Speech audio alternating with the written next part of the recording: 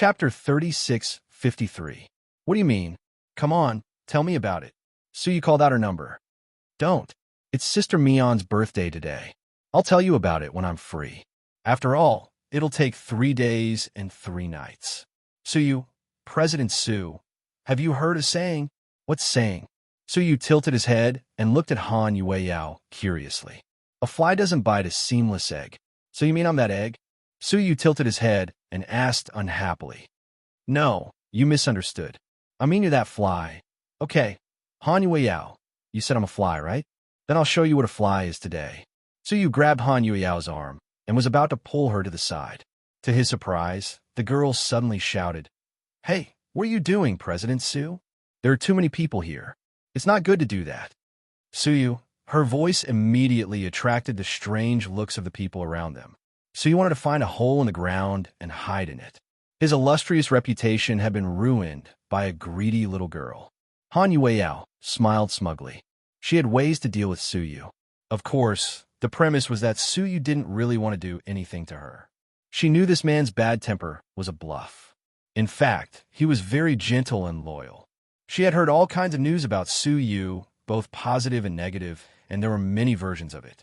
However, she could never understand a person from other people's mouths. She had to see it for herself. During this period of time, Han Yueyao found that Suyu was a good person, but sometimes he was as innocent and childish as a child. So, she especially liked to anger him. Yao, you're here. Huamin stood in front of them. Suyu was even more embarrassed to bully Han Yueyao. Sister Mion, the dress is beautiful.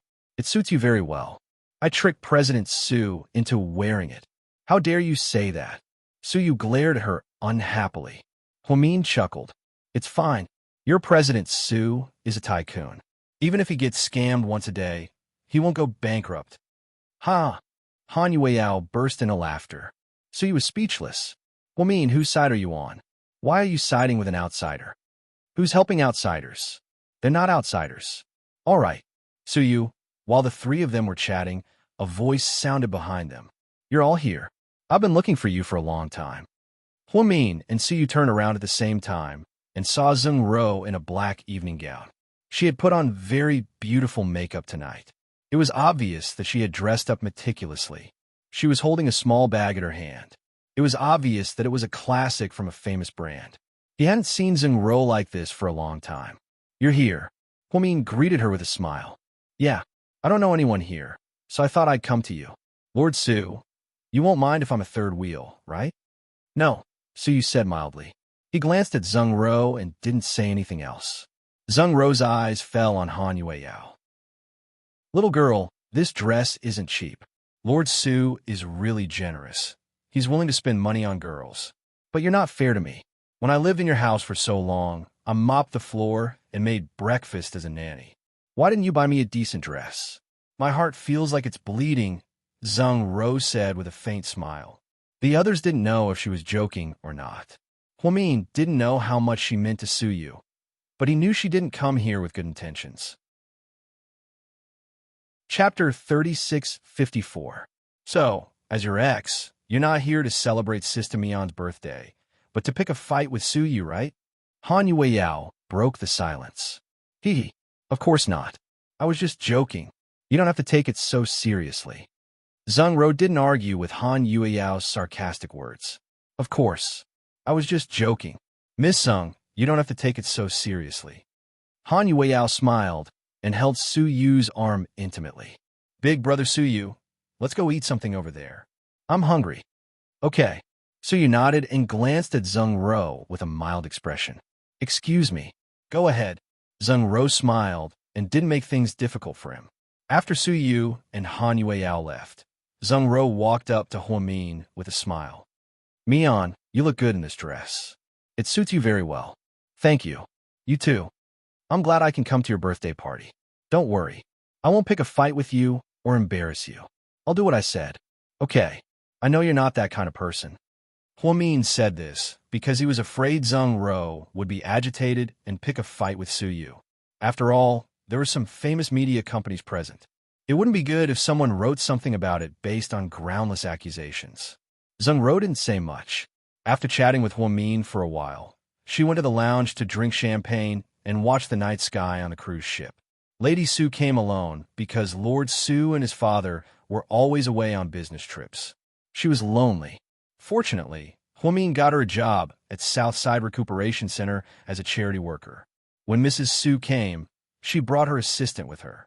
She was a woman in her 30s who looked very elegant.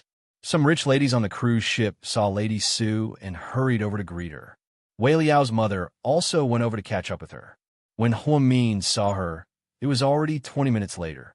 The twins were very happy to see Lady Sue. He jogged over. Grandma Sue, I am my two little darlings. I haven't seen you for a few days, but you've become prettier. Grandma Sue, why are you here alone? Where's Lord Sue and Great-Grandpa? Little Bean looked around curiously. The two of them are still busy. Only Grandma came over. Oh, okay. Grandma, come with me. I left you some delicious tiramisu. Little Bean winked at her.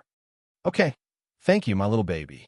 Grandma Sue, who is the Annie next to Handsome Sue? Is she his girlfriend? Little Bean continued to gossip in a low voice. Lady Sue raised her head and glanced in the direction of her son. After clearly seeing his female companion, Lady Sue was exceptionally happy. Yeah, that's Uncle Sue's new girlfriend. Isn't she pretty? Yes, she's pretty. I like her. Little Bean snickered. At this time, Mrs. Sue hugged Pudding again. Little Pudding, did you miss Grandma? Yes. In a few days, when your great-grandpa and the others come back, you two can come and stay for a few days, okay? Okay. Little Bean nodded sensibly. Huamin walked up. Auntie, why are you here? Didn't you say that we were a group of young people fooling around?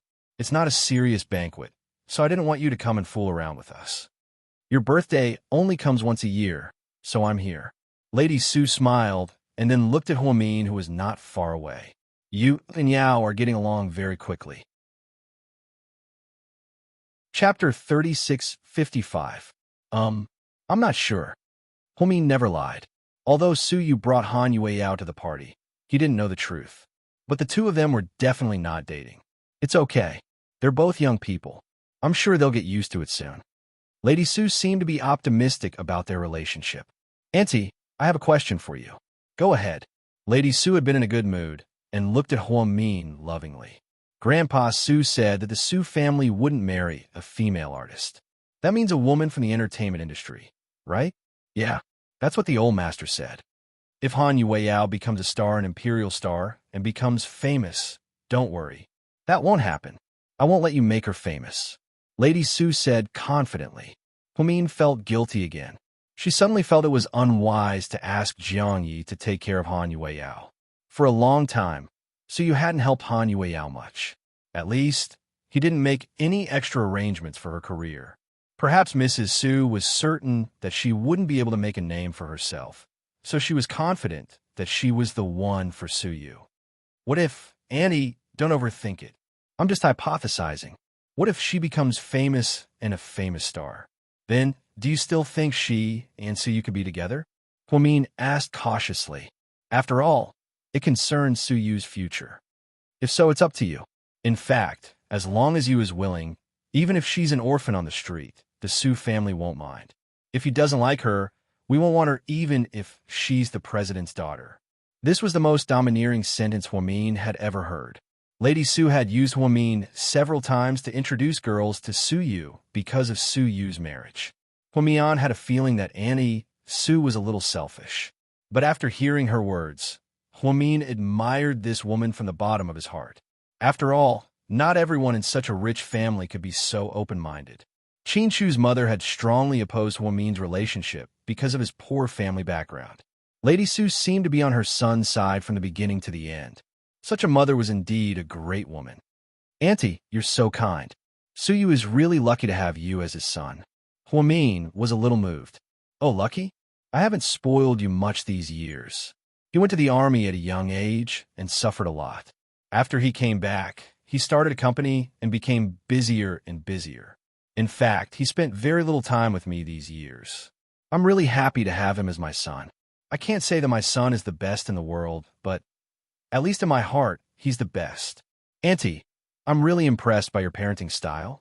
I hope I can be such an open-minded mother when my second baby grows up. Huamin said as he touched his round belly. You will. This boy is really lucky to be born in your family. Lady Su reached out her hand lovingly and touched Huamin's belly. They chatted happily. Not far away, Zheng Ro had stuck a tiny earphone in her ear. If one didn't look carefully, one would barely notice it. Standing in the living room and drinking champagne, she heard the conversation between Huamin and Lady Su clearly. Yes, when she was talking to Huamin, she had put a bug in his ear. The device as small as an ant was hidden in Huamin's hair, but Zheng Ro didn't know it. Luyan, will you come back? Zheng Ro smiled meaningfully. The chief had said to keep an eye on Huamin. It would take too long for them to get information about the professor. If possible, they would capture Lu Yin directly this time. Chapter 3656. Su Yu brought Han Yueyao onto the yacht, which caused a great sensation. Different from Zheng Ro, Han Yueyao was more open. She wasn't afraid of anyone. After all, she wasn't Su Yu's girlfriend, so she didn't have to worry about her performance. But in this way, she left a good impression on the others. After the twins were taught a lesson by their mommy, they didn't dare to provoke Su Yu's female companion. However, she couldn't suppress her curiosity, so the two sisters had the following conversation that was at a loss whether to laugh or cry. Little Bean, sis, are you curious about the woman handsome Su brought? Pudding, not really. Little Bean, don't you want to know the relationship between her and handsome Su? Pudding, do you have to ask? They look so close. What relationship do you think they have? Little Bean, maybe it's fake. Like last time, Annie Zheng Ro pretended to be handsome Su's girlfriend, right? But she didn't succeed in the end. Pudding, so, if it's fake this time, we don't have to be curious. Little Bean, but what if it's real? Pudding, we don't dare to verify it. Last time, Mommy was so angry. If we gossip again, Mommy will spank us. Little Bean, for handsome Su's happiness, it's okay to be spanked. Sis, if you can't even recognize the pain, you're not a tough girl. Pudding, I never said I was a girl. If you want to do it, then do it. What's the point of talking nonsense here? Little Bean, do you think I don't dare? Pudding, then do it. Little Bean, I'm not afraid of being spanked by Mommy. It'll only hurt for a few days. But if I'm spanked, Grandpa, Grandma, Daddy, Annie, and Annie will feel bad for me. Oh, and Buyuan will feel bad for me too. Pudding, so, Little Bean, so, you're the older sister. You should sacrifice yourself and test the waters. Pudding looked at her sister in amusement. Pudding, Little Bean, if you're spanked, so many people will feel bad for you. But if I'm spanked, no one will feel bad for me? What kind of logic is that? Little Bean, sis, calm down. I'll analyze it for you. If I'm spanked, will you feel bad for me too? Pudding didn't say anything and continued to stare at her sister quietly. Little Bean continued, but if you get hit by me, I won't feel bad. Ha ha. So, compared to the two of us, there are more people who feel bad for me and fewer people who feel bad for you. So you have to do it. Pudding, you don't dare to mess with Mommy and Daddy now. So you're professional messing with your sister, right? Little Bean, hee hee, my sister is rich. She can take whatever she wants. Pudding, get lost. I don't want to do that. Let's just wait and see. If handsome Su really likes her, we'll see. Little Bean, but I can't wait that long. Ah, I think I know it now. Pudding, then why don't you figure it out yourself? Seeing that her persuasion was useless, Little Bean turned around and went to find the honest Gao Buin. Buyuan, let's play a game, okay? What game? Chase after me. If you catch me, I'll kiss you, Little Bean continued. Ah, we're in public. I don't think it's appropriate, Gao Buyuan said with a red face. If you don't want to play with me, then forget it. I'll play with Brother Yinshu.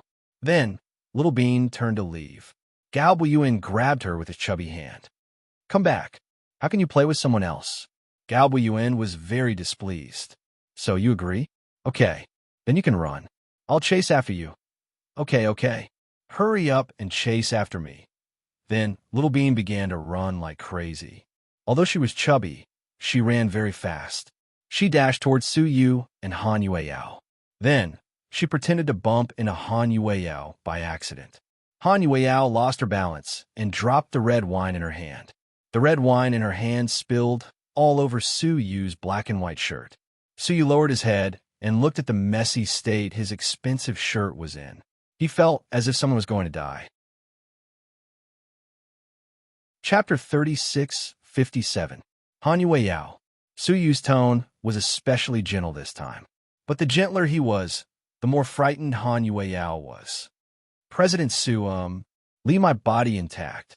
Seeing Han Yueyao's reaction, Su Yu was both angry and amused. Little Bean hid behind Han Yueyao. She had thought the woman would immediately tell Su Yu that she bumped into her. But Han Yueyao didn't mention that she was bumped into by a kid. Okay, I admit defeat. I've grown up, and I admit defeat to you. I'll go change my clothes. Although Su Yu was angry, he didn't waste time. She found a lounge and went in. Then, she took a new shirt from Qin Shu and changed. After Su Yu left, Han Yueyao turned around. She looked at Little Bean, who was hiding by the table. Come out. Have you seen enough? Why didn't you say I bumped into you? Whether you bumped into me or not, I spilled the wine. So I apologized. Han Yueyao was optimistic. You're reasonable. Little Bean chuckled. So, don't you want to apologize to me? Han Yueyao squatted down and looked at Little Bean with interest. No, I did it on purpose. On purpose? Why? Han Yueyao was surprised. It's a prank, a kid's prank. Do you understand? I don't understand. Do you want me to do it again? No. Don't do it again. I understand. If you do it again, I'll be fine. But Su Yu will skin me alive. Aren't you his girlfriend? Why would he skin you alive? Little Bean didn't believe her. Even if you're his girlfriend, you can't do whatever you want. Don't you know that you won't die if you don't ask for it? Haha. So you're afraid of handsome Su? Yeah, I'm scared of him. I'm so scared of him. Little Bean laughed smugly. So I forgive you this time. If you dare to be naughty again, I'll tell your mommy. Do you know who my mommy is? There were so many kids on the cruise ship. How could this woman know which family she was from? Please, there's only one pair of twins here. All right, everyone on Earth knows that you're Dr. Hua and President Qin's daughter. Little Bean didn't expect this woman to be so smart. All right, you win. My name is Pudding. If you want to complain, go ahead. I'm not afraid. Humph. Little Bean wanted her sister to be the scapegoat. However, Han Yueyao wasn't so easily fooled. You're trying to trick me again. Look at how naughty and lively you are. You must be Little Bean. No. I'm your sister. I'm Pudding. Han Yueyao stood up unhurriedly and yelled at the little girl who looked exactly the same as her. Pudding. Pudding heard someone calling her that day and turned around abruptly. Little Bean covered her face in embarrassment, turned around, and ran away. She wanted to tease Handsome Sue's new girlfriend, but she didn't expect Handsome Sue to see through her. Hearing Han Yueyao's call, Pudding walked over slowly. Andy, did you call me? Yeah, I just wanted to know who's Pudding and who's Little Bean. Su Yu often talks about you. Han Yueyao tried to smooth things over. Oh, I see. Do you want to eat something? I'll get it for you. Han Yueyao smiled. No, I'm not hungry. Thank you, Andy. Pudding greeted her politely and turned to leave. Sure enough, the two sisters had completely different personalities. Compared to Little Bean, Pudding was much quieter and had a touch of sadness in her eyes. After Wei Ying came in, she chatted with her friends in the circle. She didn't notice Shen Mingxi at first and didn't see him until someone reminded her. Ying, young Master Shen is here. Chapter 36:58. Hearing that Shen Mingxi was here, Wei Ying subconsciously looked at the door. He was wearing a beige casual outfit and walked in alone. That's right, he walked in alone. Wei Ying was relieved that Hua Yin wasn't there. At this moment, someone in the industry said, Young Master Shen looks more and more haggard recently. I wonder if that vixen Hua Yin sucked all his essence dry. With that, the women laughed lewdly. Wei Ying was very uncomfortable to hear this. If it was before, everyone could tease him as much as they wanted. But recently, Shen Mingxi was indeed at his lowest point. The relationship between Shen Mingxi and Hua Yin kept going back and forth and caused a lot of commotion. The Wei family had already refused to work with the Shen family. As for the Tang family, Because the older generation was more traditional, they were unwilling to work with this guy with a tarnished reputation. Tang Chuan didn't care about the family business, so naturally, he couldn't help. Suyu was the only one who didn't plan to work with Shen Mingxi, but Shen Mingxi didn't invest in film and television. Therefore, he didn't have many opportunities to work with Suyu. For some reason, the Yi family deliberately suppressed him. There were rumors outside. After Shen Mingxi's father had a heart transplant, he went to the United States to recuperate. His mother had also gone, and now he was holding the fort alone. However, he didn't know how long he could hold on. After Hua Yinyan returned, she seemed to have calmed down a lot on the surface. However, she still did a lot of bad things behind his back. She no longer cared about her reputation, so she took advantage of her shamelessness. She even seduced those old men. In the end, Shen Mingxi was implicated by her infamous reputation. Of course, she didn't have the ability to make those business moguls work together to suppress Shen Mingxi. She only used her identity as Shen Mingxi's girlfriend to ruin his reputation. Then, she let the media distort the report and cause the Shen family's business to decline. Of course, there must be someone supporting Hu Yanyan behind the scenes. Otherwise, where would she get the money to eat and use, including the money to deliberately smear the Shen family's reputation? Shen Mingxi had become more and more low-key. If it were anyone else, they would have already found someone to break Hu Yanyan's legs. However, Shen Mingxi had always cared about the fact that she was Tiantian's only family in this world. She was Tiantian's mother. Therefore, he didn't do anything to her. However, Hua Yinyan, this woman, not only didn't feel grateful, she became even worse. Young Master Shen is so funny, this cuckold, that's right. If it were any other man, they wouldn't have been able to take it. Hua Yinyan is such a troublemaker, yet he can still tolerate it. No wonder everyone calls him the Ninja Turtle. Ha! Hearing the mockery, Wang finally couldn't take it anymore. Stop talking. Xiaoying, don't tell me you still have feelings for him. It's not that we want to nag at you, but he's just like a stray dog now. How can he be worthy of you? The Shen family stock market is shrinking. I'm afraid their total assets are less than 1% of your family's. You shouldn't have anything to do with such a person. That's right, Xiaoying. The media reports are really bad. Everyone is avoiding him like he's the plague. Don't get yourself into trouble at this time. You'll bring shame to the Wei family. These little sisters were all talking at once. But Wei didn't listen to him. She stood up and walked toward the door. Shen Mingxi walked in and saw Wei, but he didn't seem to want to greet her. He turned around and was about to leave when Wei called out to him. Big brother Mingxi. Xiaoying, you're here too. Shen Mingxi had to stop and greet her reluctantly. You saw me and still wanted to leave. I don't understand why you're avoiding me. Wei stared at Shen Mingxi's face with displeasure. Chapter 36:59. Oh, I didn't. I saw you chatting with your friends and didn't want to disturb you. I don't believe you. Is that true? Wei looked at Shen Mingxi sadly. After Su Xiaoxiao reminded her at the KTV, she went downstairs to see him. They hadn't seen each other until now.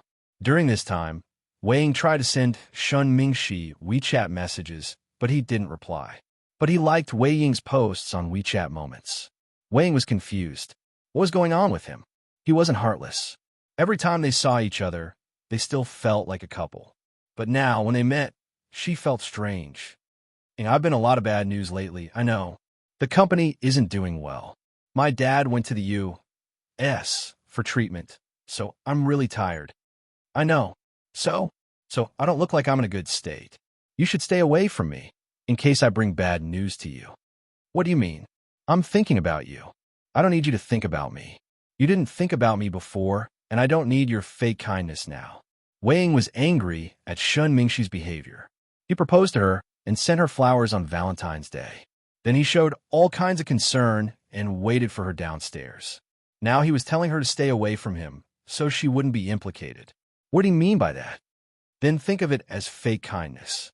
Shen Mingxi tilted his head and licked his dry lips. He had been under a lot of pressure recently, so he thought a lot. Maybe he really couldn't give Wei in happiness anymore. Shen Mingxi, are you a kid?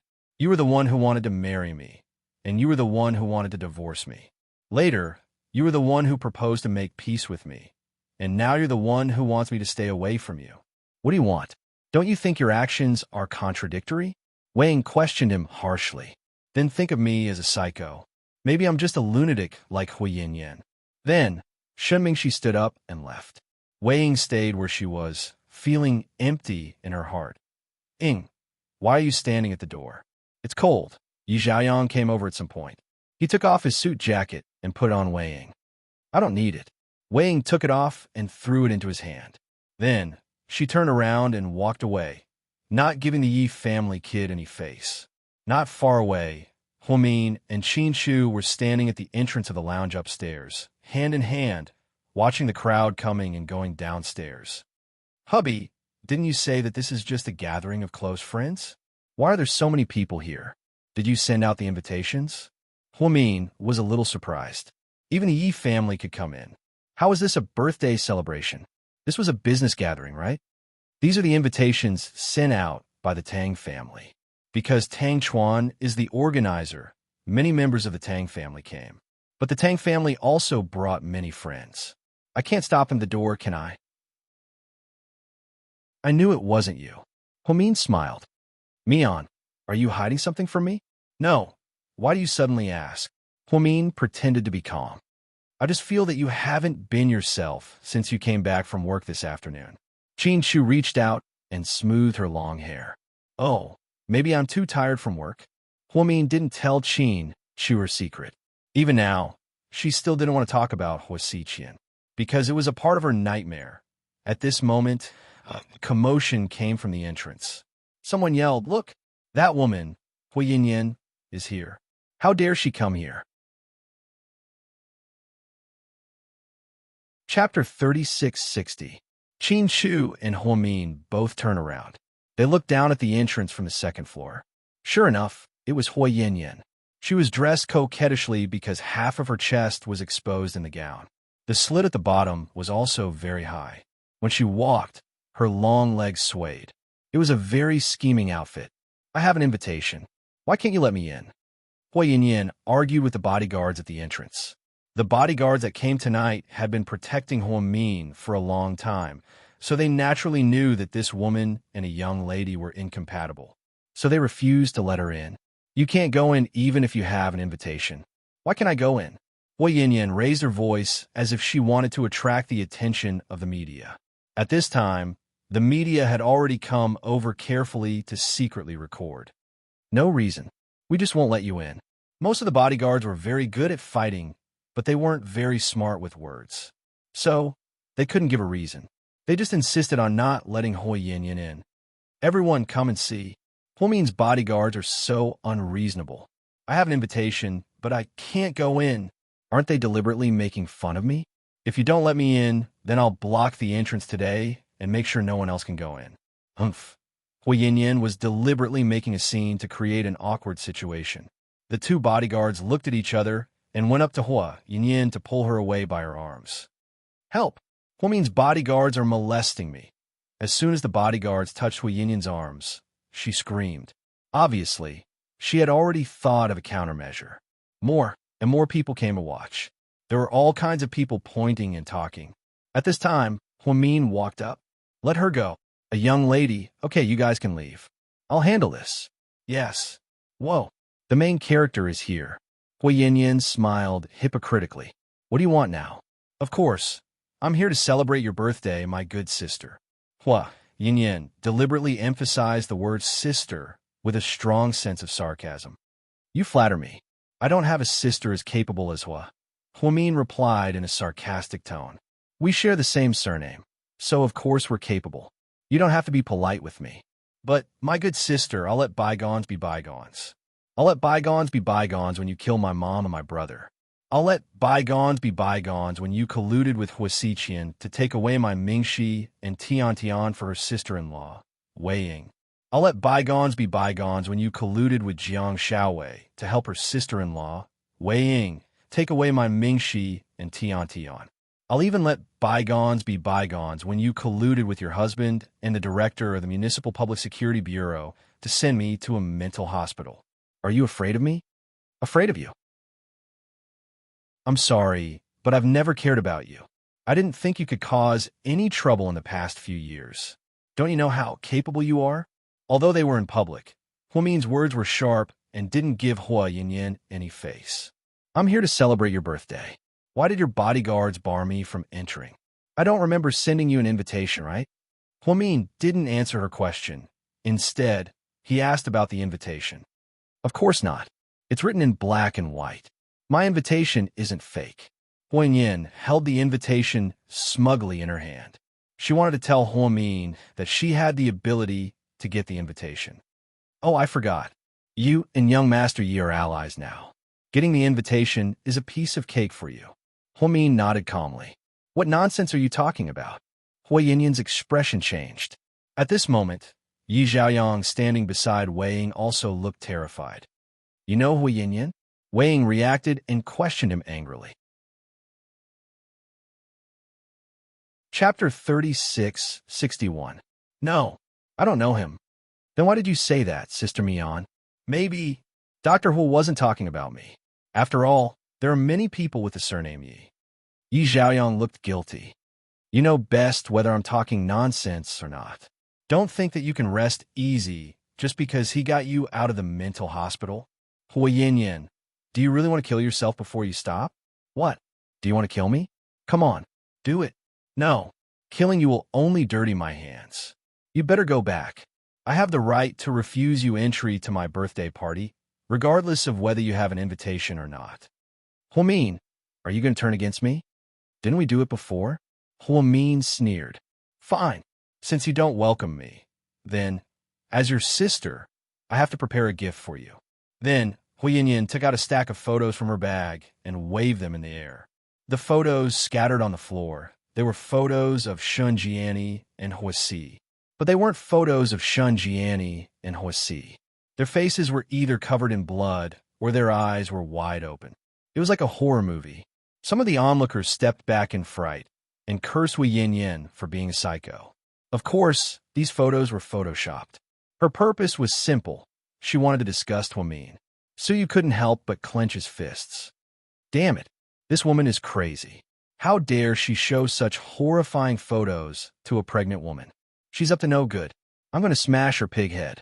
President Su, calm down. Let's wait and see. Han Yueyao stopped him. She grabbed Su Yu's hand and asked him to look down. Qin Shu cared about Hua Min the most. No one loved Hua Min more than he did. But at this moment, he didn't do anything. He just stood behind Hua Min and watched quietly. What did this mean? Did he not care about Hua Min? Of course not. It could only mean that he knew what Hua Min was capable of. It was true that Hua Yinyan could not play any tricks today. Her abilities were limited. It was impossible to bring in any dangerous items on the cruise ship. The bodyguards would probably discover it before she could even begin to set it up. Therefore, she only wanted to annoy Hua Min.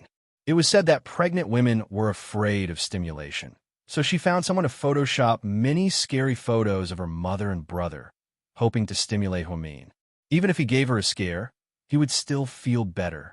He just didn't expect that. Hua Min lowered his head, picked up the photos scattered on the ground, and glanced at them. She raised her head and asked Hua Yinyan, "Do you think I'll be scared when you show me these photos?" Hua Yinyan didn't say anything. She couldn't figure out what Hua Min was thinking. Hua Yinyan, you're really an idiot. Normal people would be scared when they see these photos, even men. But have you forgotten that I'm a doctor? I've been the first to rescue the injured at the scene of a car accident. Their wounds were so severe that normal people couldn't even look at them directly. I deal with the dead almost every day. Some were hanged, some were knocked to death, some committed suicide by cutting their wrists, and some were stabbed dozens of times with their intestines torn out.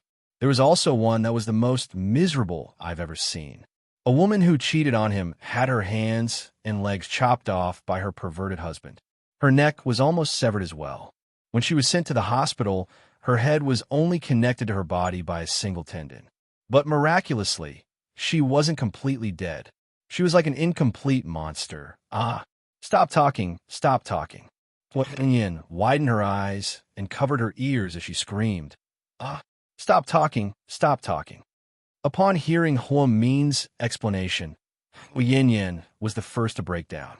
Suyu almost vomited when he heard what Hua Mian said.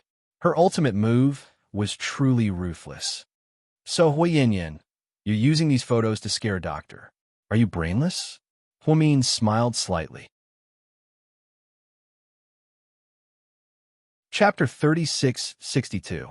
Psycho. Hua Min, you're a real psycho. You're the same as Hua Xiqian. You're too scary. Hu Yinyan cursed and ran away in exasperation. The bodyguards wanted to chase after her, but were stopped by Hua Min. Forget it. Let her be. She spends all her energy trying to find trouble with me. If she doesn't do this, she'll feel empty. After all, it's her only mental support. This small episode didn't have much of an impact. As the VIPs entered the ballroom one after another, Hua Min turned around and went upstairs. Mian, is what you said true? Suyu was curious. What? Well, I told Hu Yinyan. Heads, arms, legs. Being a doctor is so scary. Suyu was still frightened by Hua Min's description. Oh, those. I made it up. Suyu, I said it to scare Hu Yinyan. You're really talented. Suyu was surprised that Hua Min could lie. In fact, being a doctor wasn't that scary. Hua Min wasn't a doctor in the emergency room and naturally wouldn't come into contact with patients who were sent to the emergency room. So, what he said just now was really just to scare Hu Yinyan. He didn't expect that not only did he scare her, but he also shocked everyone. Tang Chuan opened a bottle of champagne inside. Let's go in and celebrate. Of course, you can only drink plain water. Suyu smiled. No problem. Then Hua Min, Qin Shu, and Suyu walked toward Tang Chuan's private room.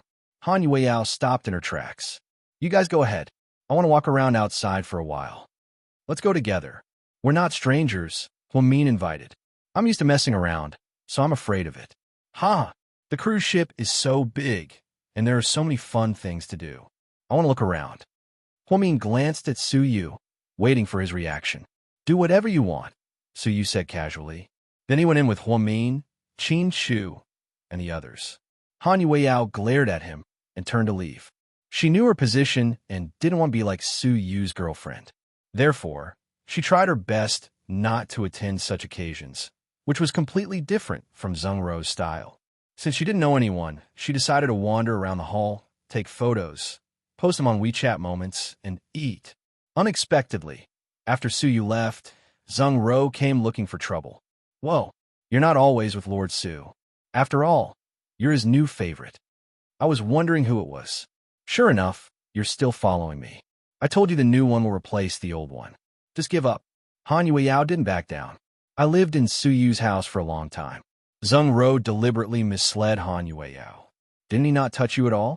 What's there to be proud of? He told you everything.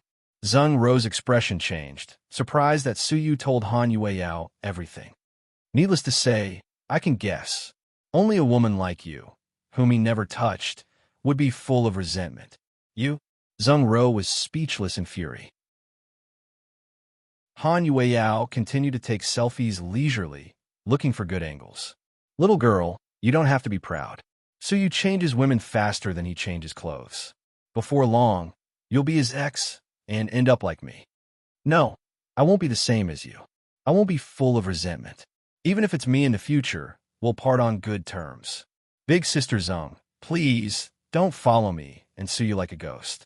You're more active than the paparazzi. If you have time to care about yourself, hurry up and find a boyfriend and have sex with him. Look at the pimples on your face. It's obvious that your hormones are out of whack. Chapter 3663. You dare to say anything because Suyu dotes on you. Aren't you afraid that you'll be miserable if Suyu abandons you? That's my business. I'm a beggar on the street. It's none of your business. Han Yueyao thought Zheng Rou worried too much. You've been with Suyu for a long time and know everything about him. So what? You must know who Suyu loves the most. Zheng Rou smiled wickedly. I know. So what? It's not you. Han Yueyao crossed her arms before her chest, not afraid of Zheng Rou at all. She knew who Zheng Rou was, but Han Yueyao thought, even if you're the daughter of a governor and I didn't break the law, you can't do anything to me, right? Besides, Zheng Rou came here for a purpose. Of course, she thought Zheng Ro came to win back Su Yu. You're so eloquent. Let's see if you dare to be so arrogant in the future. Every dog has its day. Zheng Ro sneered. Sister Zheng, I'm the one who said that. Besides, you're so pathetic. Let me give you a piece of advice. Stop pestering him. No matter what kind of woman he is, you'll wear out a man's patience if you keep pestering him. So you might treat you as a friend. If you keep doing this, I'm afraid he'll lose all hope in you. Save your words for yourself. Don't jump off a building in Imperial Star after Su Yu abandons you. Zheng Ro cursed viciously. Don't worry. Only idiots would jump off a building. I'm smart enough to extort a large amount of money from President Su after we break up. Then I'll use the money to date a young man. Oh yeah. Zheng Ro had a glib tongue, but she had to admit defeat in front of Han Yueyao. Why? Because Han Yueyao wasn't angry at all. She could deal with whatever she said. More importantly, she wasn't affected by anyone's words. As for her relationship with Su Yu, everyone could think whatever they wanted, as long as she knew what was going on.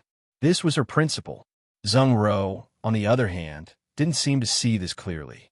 So, she fell deeply in love with Su Yu and felt somewhat painful. You'll regret this.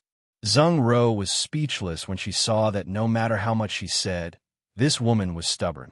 He couldn't be bothered to speak any more nonsense, so he turned around and left. Zheng Ro walked back and forth in the hall. Qin Shu stood on the top floor and kept looking at her.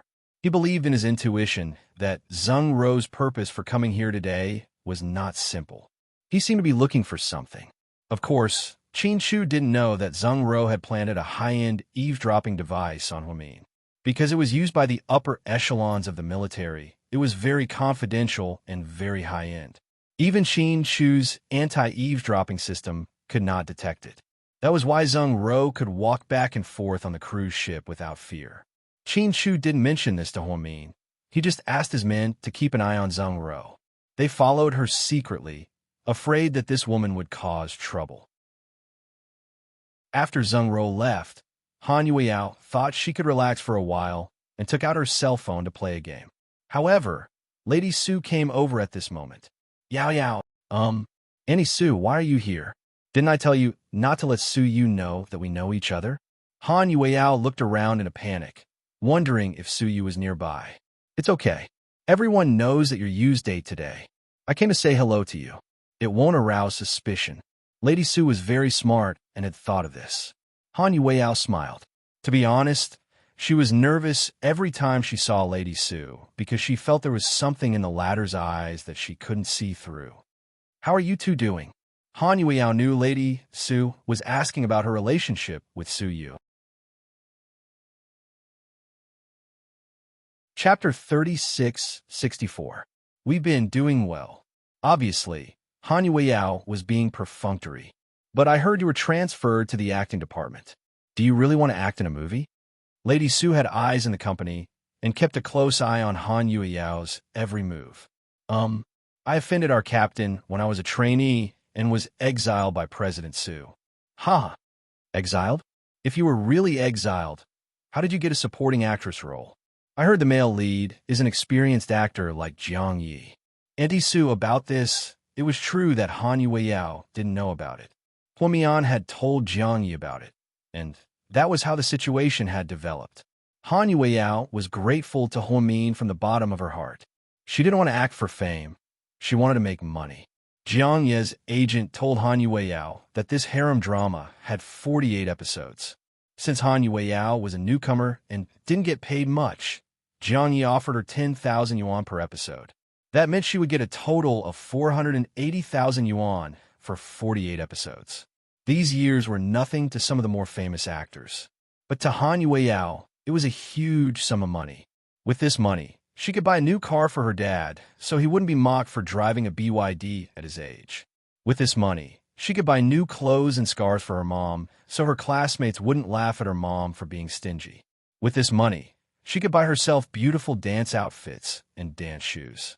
She could also go to live performances by international dance masters. With this money, Han Yueyao could fulfill many of her dreams. Most importantly, she was the one who earned this money, so she felt at ease. But she also knew that if she did this, she would go against Lady Sue's original intention of sending her to Su Yu's company. Lady Su obviously wanted to find a girlfriend for her son. She had emphasized before that her coming to Imperial Star was just a facade. It was just a facade. If she stayed as a trainee, she would never be able to debut.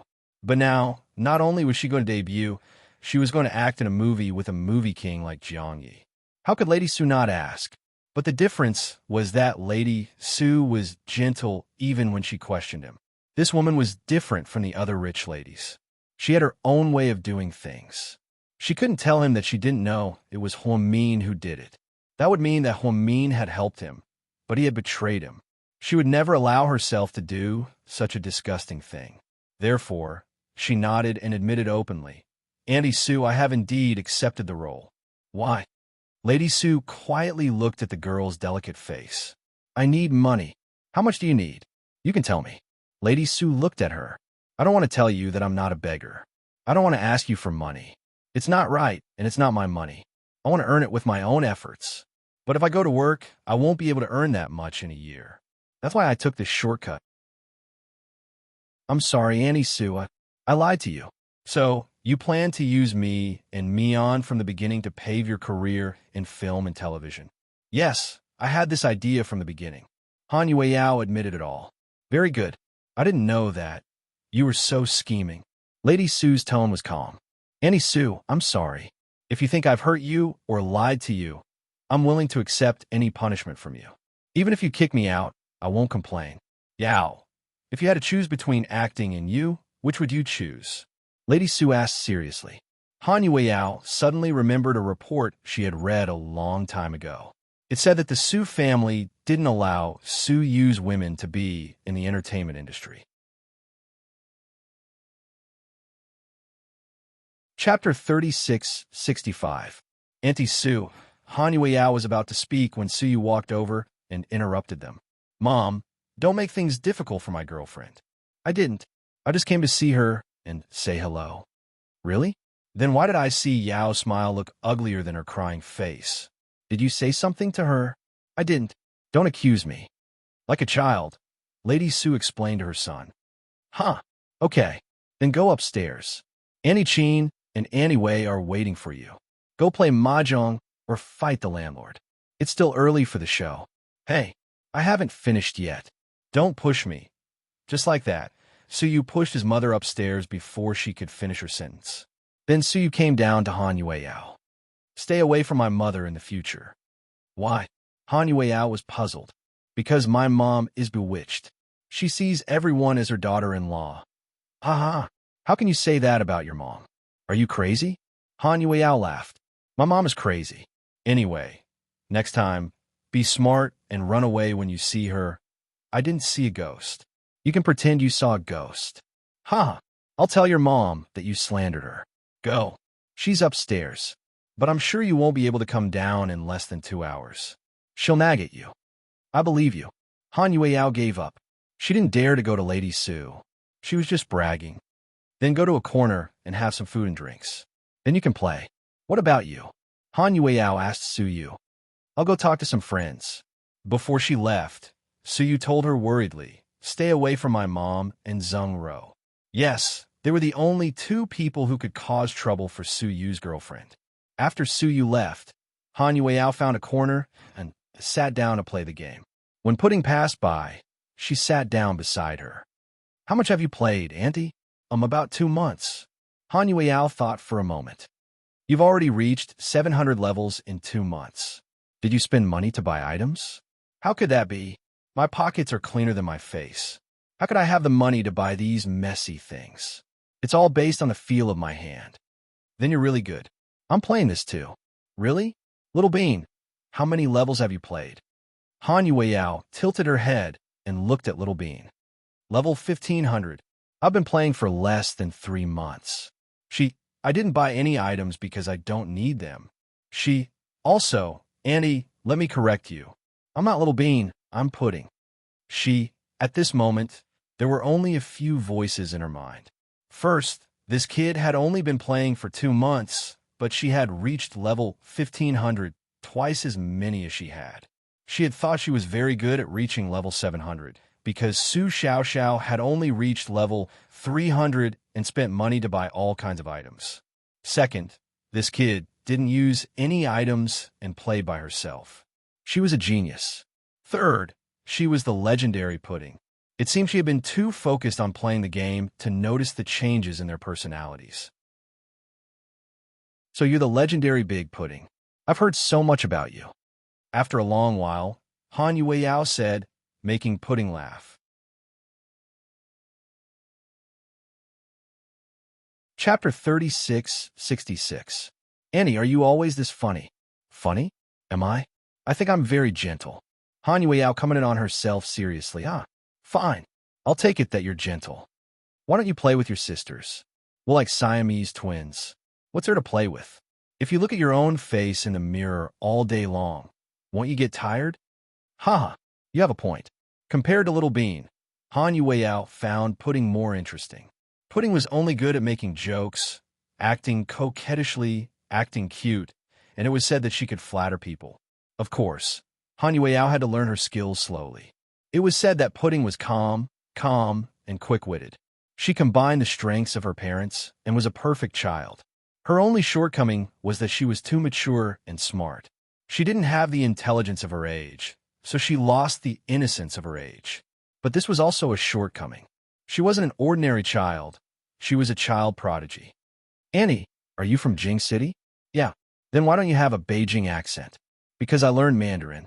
If I was a dance teacher and spoke Beijing dialect, I wouldn't be able to dance. Ha! Are you working at Imperial Star now? Pudding continued to ask. Yeah, I'm a handyman. No, you're not an ordinary handyman. You're the boss's woman. Pudding corrected her. Yeah, it's temporary. Maybe I'll be replaced one day. Haha. Han Yueyao chatted with Pudding while playing the game. No, he won't be replaced unless you have a purpose for getting close to him. Han Yueyao's hand paused slightly with the cell phone in her hand. Pudding's words weren't simple. She meant that if Pudding approached Su Yu with a purpose, it would be troublesome. It's good to have a purpose. If you want money, you can give him money. If you want power, you can promote him. If you want fame, you can support him. These are difficult for ordinary people, but for people like Su Yu, it's a piece of cake. Well, then what do you want? Pudding asked with a smile. She asked casually as if she was joking. She didn't feel awkward at all. Han Yueyao froze and then said with a smile, I'll draw them all. Good luck then. With that, Pudding got up and ran away. She didn't know what the child thought of her. However, she firmly believed that she was harmless to Su Yu. She had no intention of harming him and only wanted to earn some money. Would he really be hated by everyone? After warning Han Yueyao, Su Yu wanted to drink and chat with Wei Liao. But at the door of the private room, Shen Mingxi stopped her and told her to go to the deck. Because it was a shallow sea, the wind on the deck was not very strong, so it was a little cool. Why do you look so dispirited lately? Are you possessed by a ghost? Su Yu teased with a glass of pale, yellow champagne in his hand. Lord Su, I want to borrow some money from you. How much do you need? Su Yu asked without hesitation. How much do you have now? Shen Mingxi asked in a low voice. I have as much as you need. Su Yu was very generous. Hearing Su Yu's words, Shen Mingxi's eyes flashed visibly. This man looked cheerful and carefree, but he was the most reliable at critical moments. My company is short of funds and needs cash flow. The situation is very bad, but if I say that I don't know when I'll be able to pay you back, will you still lend me the money? Shen Mingxi took a sip of the red wine in his glass and said gloomily. Chapter 3667. If I wanted to be so calculative, I wouldn't have given you a chance to speak from the moment you asked me to borrow money. But this time, I need a lot of money. I don't think your company has that much cash, Shen Mingxi said with difficulty. Shen Mingxi said with difficulty. He never thought that he would be in such a sorry state one day. He'd live a life of luxury since he was a child. When he grew up, he thought he'd never run out of money. He never thought he'd be in such a difficult situation. He knew that his business partners were laughing at him. He thought about it and didn't know who to ask for help other than Su Yu. After all, borrowing money was a sensitive topic. It's none of your business. Just tell me how much you need. Suyu leaned against the railing of the luxurious cruise ship and smiled at the night breeze. His attitude did make Shen Mingxi, who had borrowed the money, feel a lot better. I need about 50 yuan. 5 billion? Yes. I don't have that much cash with me, Suyu said slowly. It's okay. Give me as much as you have. I'll think of a way. No need. It's just 5 billion. I have a way. You're not going to borrow money from me, are you? Shen Mingxi asked. What else can I do? Do I have to get a loan from the bank? Suyu chuckled. I don't think it's a good idea. Wei Liang Chuan. I won't ask Wei Liao. I know your relationship is tense. Suyu patted Shen Mingxi's shoulder and told him not to worry. Are you going to ask Tang Chuan? He's so close to Wei Liang Chuan. I'm afraid I won't ask Tang Chuan. I only need to ask one person. Who? Shen Mingxi didn't know. Our Dr. Hua is a rich man who keeps a low profile. He's very rich. Dr. Hua doesn't have that much money. You might as well ask her husband, President Qin. No, you don't understand. My Mian is super rich. GK's money and Southside's money are all in her hands. Haha. In short, she's secretly rich. Then, is Dr. Hua willing to lend me this much? As long as she's willing to lend it to me, I'm willing to lend it to you. Suyu said. Lord Su. Thanks. Suyu quickly raised his hand and interrupted him. Sai, we've known each other for so many years. There's no need to be so polite. It's too pretentious. I'll find a chance to talk to her later. Anyway, within 3 days, I'll transfer 5 billion into your personal account. I'll personally send the IOU to you later. There's no need for an IOU. You can use it. Let me know if it's not enough. Shen Mingxi was about to say something when he heard Tang Chuan yelling at the top of his lungs. Lord Su, come back. Come back. Let's play cards. Are you fucking calling me? Suyu said as he walked over. Shen Mingxi swallowed the words he was about to say. He was surprised that Suyu was willing to lend him so much money at a time like this. He thought he had lost Suyu's trust a long time ago because of all the things he had done before. If it weren't for the fact that he had no other choice, he would have been too embarrassed to ask. Now, Shen Mingxi was at the lowest point in his life. So, he decided to stay away from Wei Ying. Yes, he had troubled Wei Ying enough and couldn't drag her down anymore. At this thought, he walked into the hall and was surprised to see Wei Ying at the door. But Wei Ying was talking to Yi Zhaoyang.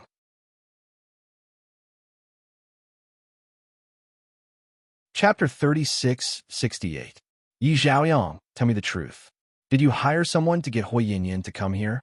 Xiaoying, did you hear something? Yi Zhaoyang was a little flustered when he was asked this question. It doesn't matter if I heard something or not. Anyways, was the Yi guy in the conversation between Sister Mian and Hui Yinyan? I said it wasn't me. How many times do you want me to say it? Do you dare to swear? Ing, you've known me for a long time. Don't you know my character? I really don't know your character. Yi Zhaoyang, do you dare to swear?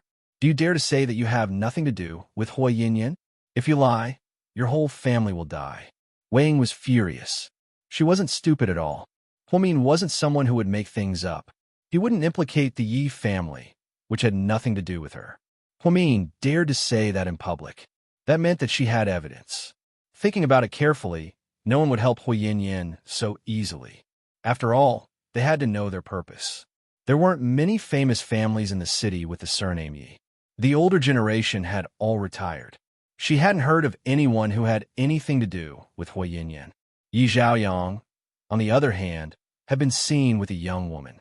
She didn't know if that woman was Hui Yinyan, but Yi Zhaoyang had the most motive. After Hui Yinyan came out, she would definitely harm Shen Mingxi. Because of Wei Ying, Yi Zhaoyang had disliked Shen Mingxi for a long time and had made trouble for him in business.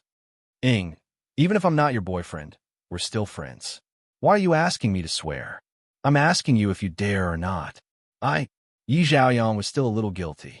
He didn't dare to say that his whole family would die. What? You're guilty? What's there to be guilty about? Instead of suspecting me, why don't you go and save your brother Mingxi? I heard he's going bankrupt. Yi Zhaoyang did not want to swear, so he changed the topic to Shen Mingxi. Shen Mingxi looked up, stunned for a moment.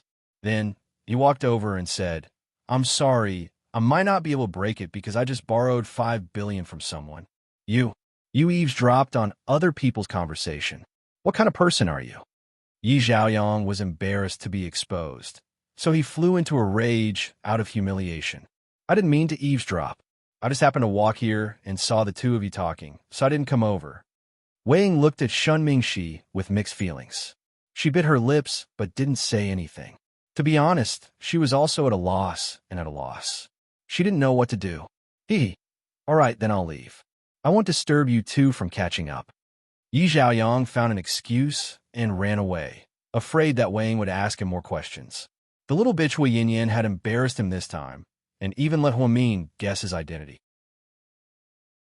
Yi Zhaoyong thought it was necessary to teach the little bitch a lesson and let her know who her master was. After Yi Zhaoyong left, Wei Ying glanced at Shun Mingxi with a cold face. Why didn't you tell me that the company is in trouble? It's a man's business. What? Are you looking down on women? Wei Ying was furious. No, I just don't want to drag you down. You've helped me a lot. Ying, I really don't want to drag you down. Look at you. You're so unkempt and unkempt. It's not like you at all. The Shun family's century-old foundation can't fall. This is Grandpa Shun's wish. Shun Mingxi, you'd better buck up. Don't worry. I won't let the Shun family fall. Shun Mingxi forced a smile. Wei Ying's heart twitched as if someone had pricked it. She opened her handbag and took out a black diamond card.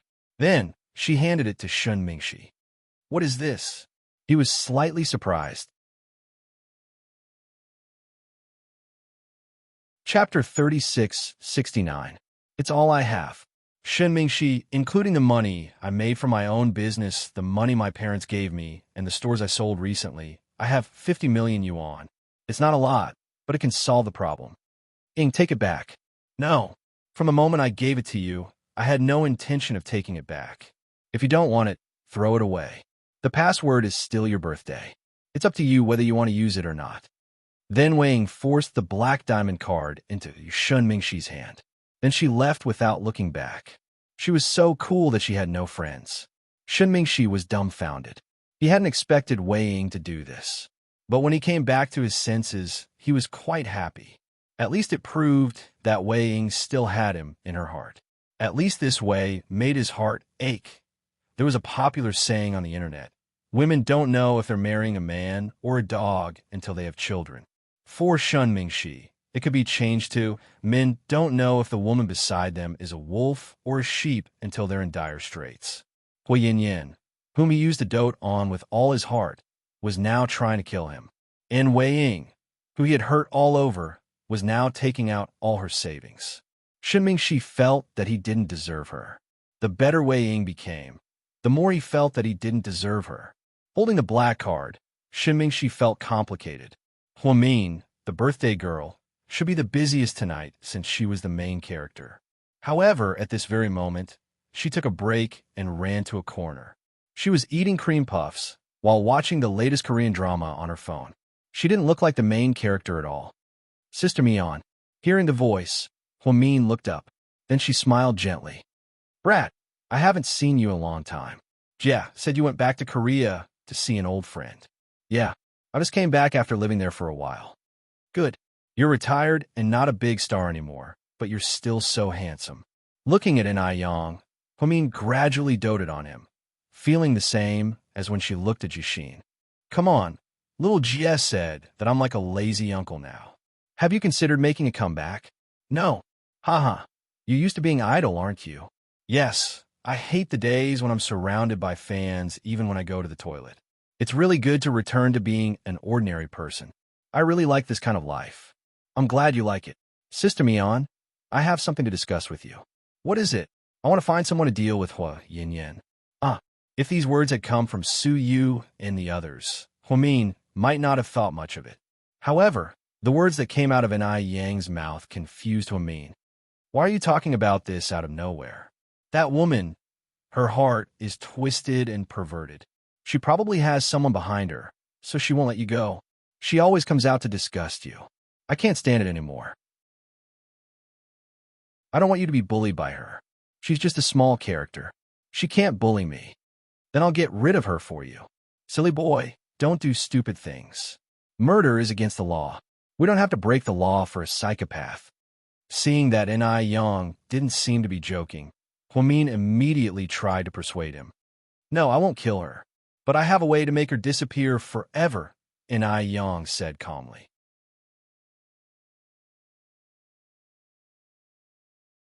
Chapter 3670. You're not going to kidnap her, are you? Lock her up? Imprison her? Don't worry about it. Anyway, I can't let her slander you like this. Brat, what are you thinking? If I want to deal with her, I have 10,000 ways. The reason why I haven't done anything is because she doesn't pose a threat. She seems to have seen through this, so all she can do is talk. She can't do anything to me. If we really want to deal with her, it's not our business. Shinming Shi should be more anxious than us. But, sis, don't worry about me. You'll be fine with Jia. You're such an innocent and bright boy. How can I let you do those dark things? But people like Hua Yinyan deserve it. And Ayan was a warm man who loved Huamin very much. He wanted to do something for her. That was why he wanted to help Huamin get rid of Hua Yinyan. But what he didn't know was that Hua Yinyan was a clown and Huamin was no longer afraid of her. He even felt that she was pitiful. She was alive now, and it seemed that there was only hatred. There was no happiness in every minute and every second. Yeah, as the saying goes, the bitch will be punished by God. Haha. So, let's not worry about her. Huamin optimistically interrupted Ni Yang's suggestion. Then they talked about something else. Zheng Ro was drinking coffee in the lounge upstairs. She put on her earphones and heard every word of their conversation. Huamin is so wise and magnanimous. She can even ignore Hua Yinyan. No wonder she has the status she has today. If Huamin agreed with Ni Yang, it wouldn't be her style. She wasn't a saint. It wasn't that she didn't want to get rid of Hua Yinyan. However, at such a sensitive time, if someone were to catch him red-handed, Ni Yang's future would be ruined. Sacrificing a good person for a rotten person was not a good deal. Huamin was so smart that he naturally wouldn't agree. At this time, a deep voice came from the earpiece. How are things over there? Reporting to Chief, everything is going well. The installation has been completed and we are monitoring it now. We've received a tip-off that many people are monitoring the cruise ship today. Ian and Nalo are out-and-out lunatics. You have to act according to the situation and be careful. Yes, Chief. After replying, Zheng Ro continued to drink coffee and eavesdrop on Huamin. Fortunately, Huamin was doing fine so far. There wasn't any confidential conversation. She actually wanted to hear what Huamin and Suyu were talking about. Would they talk about Suyu's new female companion or talk about her? Unfortunately, Huamin and Suyu never talked in private, so she never had the chance to eavesdrop. When the program was about to start, a person's appearance brought the audience to a climax. Wow, look, who's that? Yeah, my goodness, why is she back? We didn't receive any news from the media. It's so sudden. She's much prettier. I wonder if she got plastic surgery. Even her temperament is better. She's different after studying abroad. Yeah, we didn't receive any news that she would come to Dr. Hua's birthday party. While they talked, they saw a woman on the other side of the spotlight. She was wearing a black velvet gown and had an exquisite face. It was Nie Lingxian, whom they hadn't seen for a long time.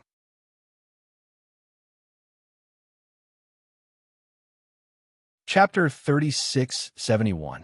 Huamin didn't expect Nie Lingxian to come, but when he saw the invitation in her hand, he immediately understood. Cici had asked her for it a few days ago. She had joked, "Cici, are you coming back to celebrate my birthday with me?" Cici had smiled mysteriously and said, "You'll know when the time comes." It turned out that Cici had asked for the invitation for her sister. Nie Lingxian and Huamin weren't close. She came to the birthday party for only one purpose: to see Suyu. At this thought, Huamin looked in Suyu's direction. Sure enough, he was also shocked. As Nie Lingxian's boss, he didn't know that this star had suddenly returned. Nor did he expect her to appear on the cruise ship. "Miss Nie, why did you suddenly come back? Miss Nie, why did you come back this time? Miss Nie, is there a new movie coming out? I heard that you're working with Hollywood. Is it true? Miss Nie, did you suddenly appear here to surprise Dr. Hua? There have been rumors that you and your sister have a good relationship with President Qin and his wife. Is it true?" As soon as Nie Lingxian entered, she was surrounded by some well-known reporters. This was indeed a big story. I'm sorry. This time, I'm attending a friend's birthday party as a private guest, so I won't accept any interviews. Thank you, she explained elegantly with a calm smile. In a trance, Suyu felt that she had become a little different from before. There seemed to be something more in her eyes. In the past, she was timid and shy. She was even shy and gentle all the time. Now, she was calm, graceful, and very good at handling situations. She even had the demeanor of a big star. But this time, she came back, Suyu was thinking when he was interrupted by Tang Chuan. Ha ha ha. Young Master Su, you're doomed. Zheng Ro, Han Yueyao, and now Nie Lingxian. The three women make a show. I wonder if they'll fight for you. It's going to be so interesting. Suyu, I suggest that Lord Su try them one by one and see which one has better skills. It was rare for Wei Liao to make a dirty joke. Ha ha ha. Mr. Wei is right. I suggest you do the same. You too, are you just watching? Suyu was exasperated. Why are you standing there? She's from your company after all. Don't you want to go and see her? Tang Chuan pushed Suyu's shoulder. Suyu was a little at a loss. In fact, he didn't want anything to do with Nie Lingxian. It's not good for a woman tess too stubborn. T's Lingxian, est is est. As from a psychological perspective, this was it was similar to Qin Shu's obsession with Huamin and Huasiqian's obsession with Huamin. Qin Shu's obsession with Nie Lingxian was because they loved each other. There was nothing wrong with that. Huasiqian's obsession was unrequited love. Nie Lingxian's was similar to Huasiqian. She seemed to have made up her mind about Suyu to a certain extent. Suyu felt that if this continued, the situation wouldn't be very good. He had clearly rejected her many times, but Nie Lingxian didn't seem to have any intention of giving up. Suyu sat there, wondering if he should get up and greet her. Nie Lingxian walked all the way to Suyu under the crowd's gaze. President Su, long time no see. I miss you very much. Her straightforward words made Suyu blush, and the crowd was in an uproar. Huamin walked over and held Qin Shu's arm, frowning slightly. Honey, why do I feel like there's something wrong with Nie Lingxian?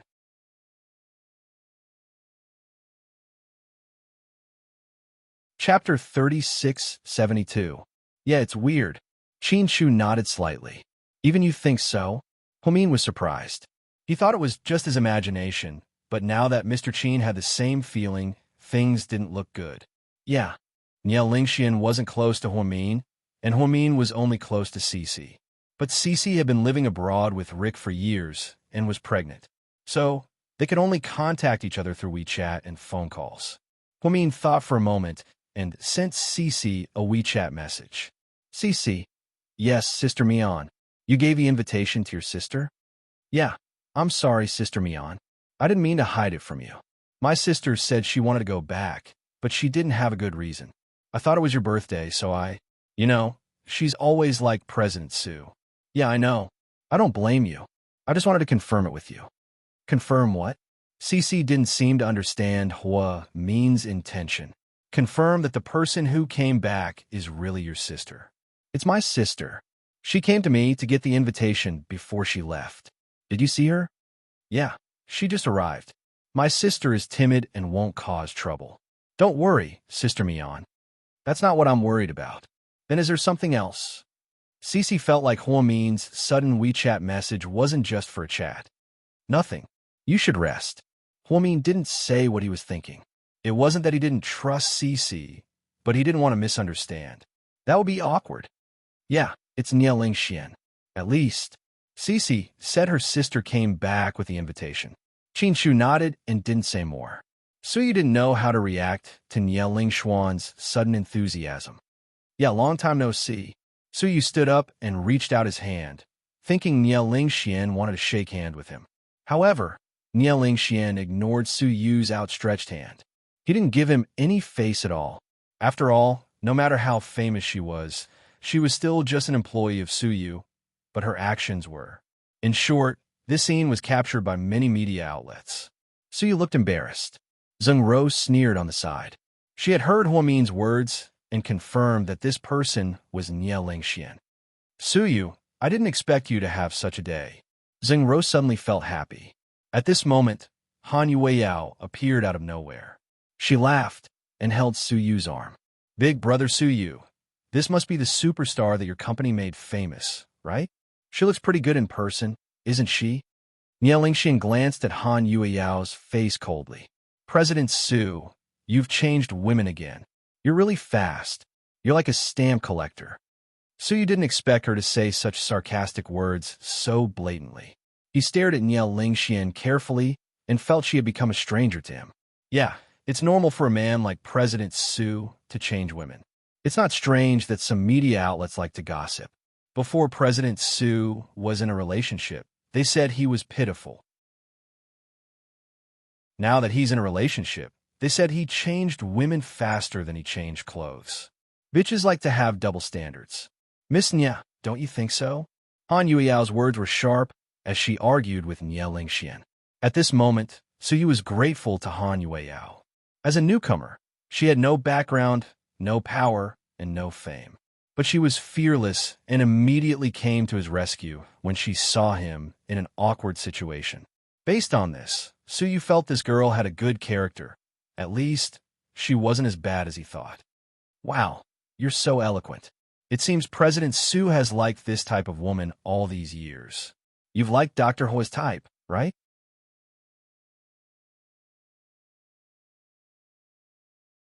Chapter 3673. Niao Lingshuan's words were getting more and more presumptuous. She had said that she was angry with Suyu, so it wasn't a big deal to mock him. But this time, in front of so many people, she didn't know the gravity of the situation. She even dragged Huamin, who was pregnant with his second child, into the water. This was a little too weird. Superstar Nya, are you saying that your love turned into hatred? Han Yueyao chuckled. Niao Lingxian didn't speak. She just stared at her face. I heard that you pursued your boss for a long time, but he rejected you many times. Later, you felt embarrassed and fled to study abroad. President Su didn't chase you down because you've done a lot for the company in the past few years. Not only did he sponsor your tuition and living expenses, but he also told the media that Imperial Star's doors will always be open for you. I thought, if it were someone else, even if they weren't grateful to receive such treatment, they would still be kind to their boss. What you're doing now is cutting off your path. People say that you repay evil with good. Are you repaying kindness with kindness? Han Yueyao was usually rude, greedy, and liked to play tricks. Suyu had never thought that she would say such words one day. Huamin also looked at this little girl in a new light. Standing beside Qin Chu, she didn't intend to participate in this battle. Niao Lingxian had been picking on Suyu, trying to embarrass him and put him on the spot. As the boss and a man, Suyu naturally couldn't lower himself to the level of a woman. So, he was at a disadvantage. But Han Yueyao didn't care about that. She was a newcomer and didn't know anyone. So, she wasn't afraid of anything and went all out. First, she attacked Zheng Ro. Now, she attacked Niao Lingxian. She was extremely fierce. Lady Su already had a deep grudge against Han Yueyao's words. She felt that Han Yueyao used her and lied to her. But at this moment, she was so protective of Suyu. Lady Su felt that she was right about Han Yueyao. This girl had a sense of justice in her bones. At least, she was willing to sacrifice her own image to protect Suyu. Of course not. I was just joking with President Su. Why are you so agitated? President Su, we've known each other for so many years. Don't tell me you don't know me. Niao Lingxian smiled and looked at Suyu. Of course not. It's just a joke. I won't take it seriously. Hearing his words, Han Yueyao smiled. Superstar Nya, don't blame me. I've always had a strong point, and that's being protective. So, I really didn't know you were joking. So please don't be mad at me for offending you. I really can't stand my boyfriend being bullied. Han Yueyao's change in attitude was astounding. Niao Lingxian was good at acting, but she was even better at it. Therefore, when she heard Niao Lingxian say it was a joke, she immediately blushed and acted like a spoiled child to Suyu. With a bunch of dog food, exasperated, Zheng Ro slammed her coffee on the table. If it weren't for Han Yueyao, she would have torn Niao Lingxian apart. It was Han Yueyao's sudden appearance that disrupted her plan. She hated this woman more than she did at this moment. She didn't hate Huamin as much as she did before. Of course I don't mind. Congratulations on finding such a considerate girlfriend, President Su. Nie Lingxian picked up a glass of champagne and raised it. Thank you. Su didn't say much from beginning to end, but he knew Nie Lingxian had passed the first hurdle. After the disturbance, the onlookers dispersed. Huamin stood up and walked toward Nie Lingxian. Miss Nie, Huamin greeted her. Hello. Nie Lingxian smiled awkwardly. Chapter 3674. Why didn't you tell me you were coming back?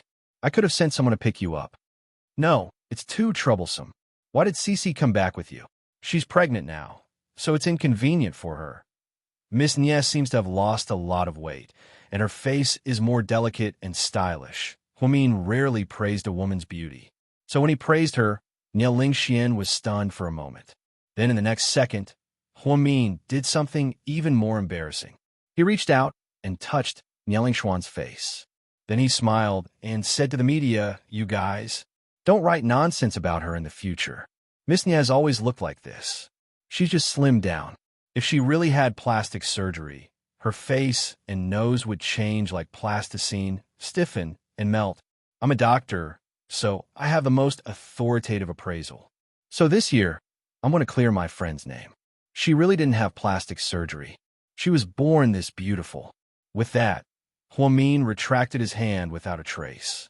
Her hand was covered in foundation. But that wasn't important. What was important was that she confirmed the answer in her heart. Miss Nie, don't be afraid. I've cleared your name. Huamin looked at Nie Lingxian with a smile. Thank you, Dr. Hua. Nie Lingxian's eyes were slightly hostile. She was unhappy that Huamin touched her face like this. However, Huamin said that he did out of kindness, so she couldn't get angry. By the way, Cece told me a while ago that she wanted you to bring back the thing for me. Did you bring it? What is it? Huh? Didn't Cece tell you? You don't know? Huamin pretended to be surprised. Oh, that? Yes, she told me, but I came out in a hurry and forgot. Next time, I'll bring it back for you next time. Then don't trouble yourself. I'll ask Cece to mail it to me. Okay. Miss Nie, please have a good rest and eat something. The show will start soon. Okay. Happy birthday, Dr. Hua. Thank you. Huamin maintained a smile the entire time, until she returned to Qin Chu's side. Honey, you're too reckless. If you want to prove whether she's real or not, you don't have to touch her face. Huh? I was just anxious. Look at your hands. How thick is the powder? Let's go. I'll take you to wash your hands. Qin Chu held Huamin's hand as if he was scolding a child and walked into their lounge. It was very private and convenient to talk there. Qin Chu helped Huamin wash her hands with hand soap several times. Only when the smell of foundation was gone did he feel relieved. It's a pity that you're not a doctor. You're even more obsessed with cleanliness than I am. Stop being so cheeky. Tell me, what did you find? Qin Chu knew Huamin had a purpose for making such a scene. She didn't disguise herself. There's no mask on her face. You used to wear that kind of mask. I've seen it. There's a small gap behind her ears, but she didn't. It's also possible that she had plastic surgery. Not really. I touched her forehead and it didn't move. Then she's Nie Lingxian, right? Qin Chu asked. Huamin shook her head. It's hard to say. Honey, I don't understand. You said she didn't have plastic surgery or disguise herself. Who else could she be? Qin Chu was a smart man, but he was confused.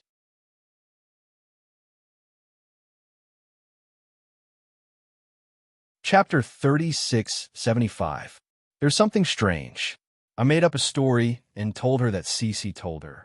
If she's really Nie Lingxian, then she should know that I didn't ask Cece to bring her anything. But she's obviously trying to cover it up, which makes me more suspicious. Hearing this, Qin Chu was completely confused. Nie Lingxian was back, but the person who came back wasn't Nie Lingxian. It didn't make sense. Do you want me to check her fingerprints? Qin Chu asked Gao Ran when Gao Ran arrived. Forget it. I don't think we'll find anything even if we check her fingerprints. This body is Nie Lingxian's. Huamin had touched and looked at Nieling Xuan's face, but she didn't find anything wrong.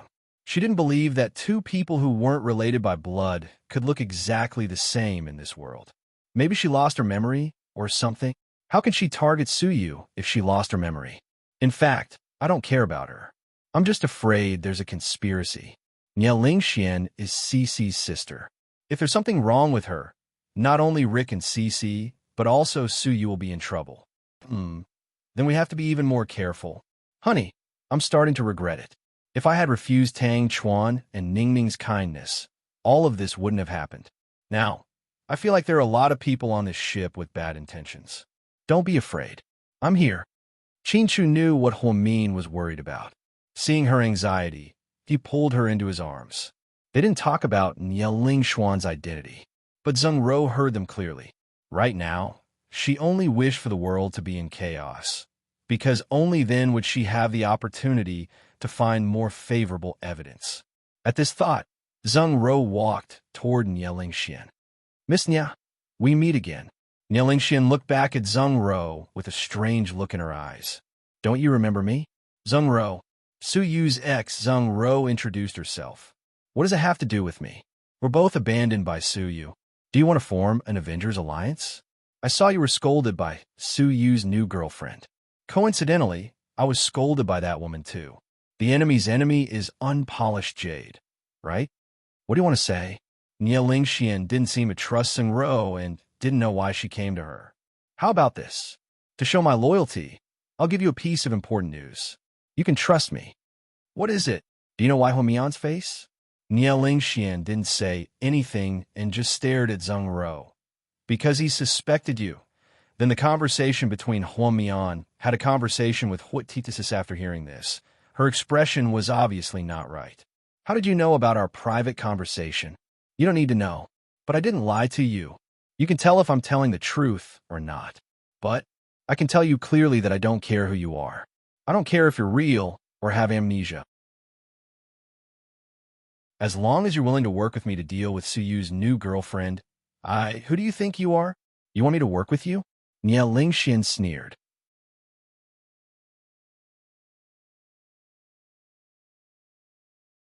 Chapter 3676.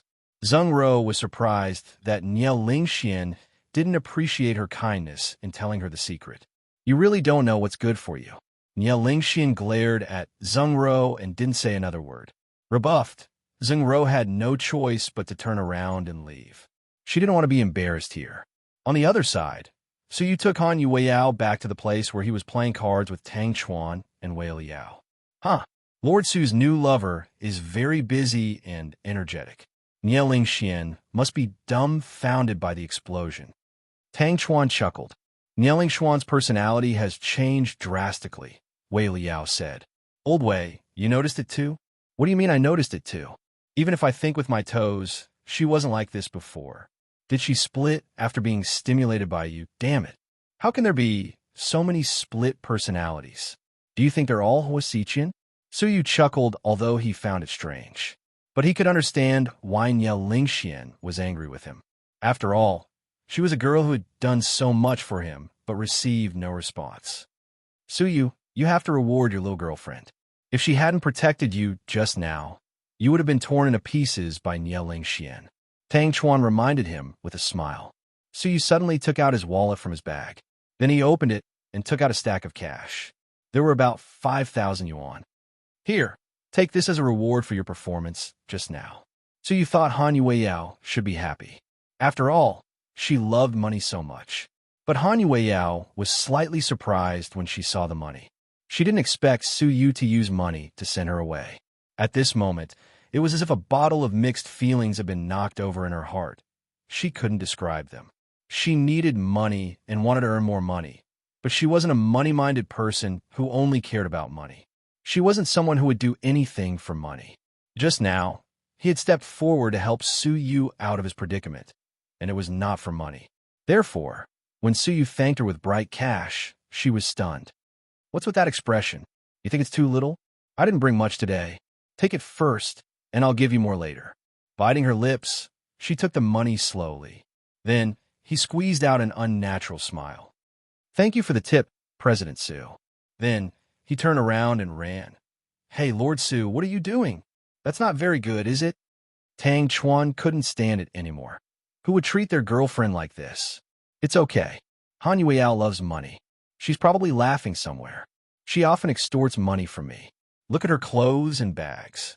They cost more than 200,000 yuan. I bought them all. So you didn't really know her, so he didn't know what she was really like. Therefore, in order to thank her for helping him out just now, he simply gave her money. Unexpectedly, the money hurt Han Yuiao's self-esteem. After showing off for a while, Niao Lingxian lied that she wasn't feeling well and asked the staff for a room to rest. After entering the room, she took out an instrument and checked that there were no bugs. Relieved, she turned around and sat on the sofa. Then, she took out her phone and dialed a number. Hello, boss. I've successfully boarded the ship. Yes, I saw target number 1, Huamin, but he seems to be suspicious of my identity. Niao Lingxian picked up her phone and reported in fluent American English.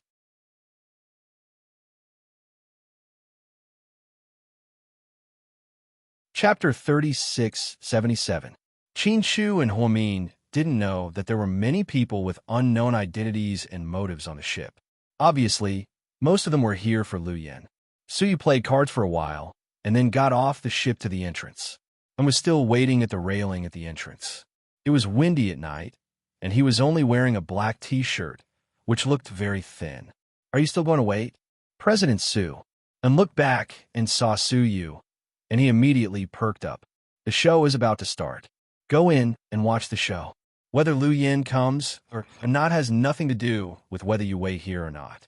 So you thought it was a bit stupid. Lu Yan wouldn't come just because he was waiting here. On the other hand, if Lu Yan wanted to come, even God couldn't stop her. It didn't matter where it was. In other words, a small shrimp like and couldn't affect a queen like Lu Yan. And looked down at his watch. You go in first. I'm going to wait. At this moment, Anne's stomach rumbled, and he lowered his head in embarrassment. Why are you waiting? Come in and eat something with me. So you pulled in, or more accurately, dragged him all the way to the cruise ship. He dragged it into the hall and pointed at the dazzling array of food. Hurry up and eat. If you want to wait, wait until you're full. I don't care about your nonsense. Huh? Okay. Don't worry, boss. I'll eat now. Seeing that his boss was so concerned about him and knew what was good for him. Thus, he decided to eat something in the main hall. At this moment, and bumped into Little Bean, who had come to look for food. Little Bean was famous for being a foodie. In Zhu Lingling's words, although Buiyuan wasn't thin, he wasn't overweight either. Ever since Gao Buiyuan started hanging out with Little Bean, his weight had skyrocketed. Little Bean loved sweets, junk food, chocolate, potato chips, Häagen-Dazs, and so on. To sum it up, she loved everything that was high in calories. Therefore, on the cruise ship, the 4 children were clearly separated. Wei Yinshu and Pudding played games for a while, chatted for a while, drank juice for a while, and then went to the plywood to get some fresh air. It was very romantic. On the other hand, Little Bean and Gao Buiyuan's style was like this. Buiyuan, have you ever eaten strawberry cheese? No, is it delicious? Try it, all right. Buiyuan, which do you think is better, banana chips or potato chips? I haven't eaten it before. My mom won't buy it for me. Come, I have everything here. Give me a good review after you eat. All right. At this moment, Little Bean was bored and came to the hall to order some fruit salad. She didn't expect to run into an uncle and good girl, Little Bean. You seem to have gained weight recently. Uncle, if you keep talking like this, you won't have any friends. No wonder your girlfriend ran away and was speechless. Come on, let's hurt each other. Little Bean held the sofa proudly. She had been born for more than 3 years, but she had never been convinced by anyone before. Of course, except for her sister. Okay, I won't tease you anymore. Come here. Uncle has something to ask you. Go ahead. Little Bean walked over slowly to Anne's side. Because of their good relationship with Suyu, the 2 children were very familiar with him. Little Bean, I actually want to ask you, and deliberately lowered his voice. You want to ask if my auntie will come today? Little Bean finished his sentence for him.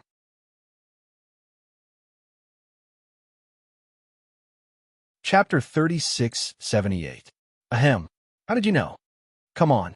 The whole world knows that you like my Annie, okay? And, Little Bean, is your auntie coming today? Anne asked in a low voice. Although he was talking to a kid, he still felt embarrassed. Come closer, and I'll tell you. Little Bean beckoned at him and said mysteriously.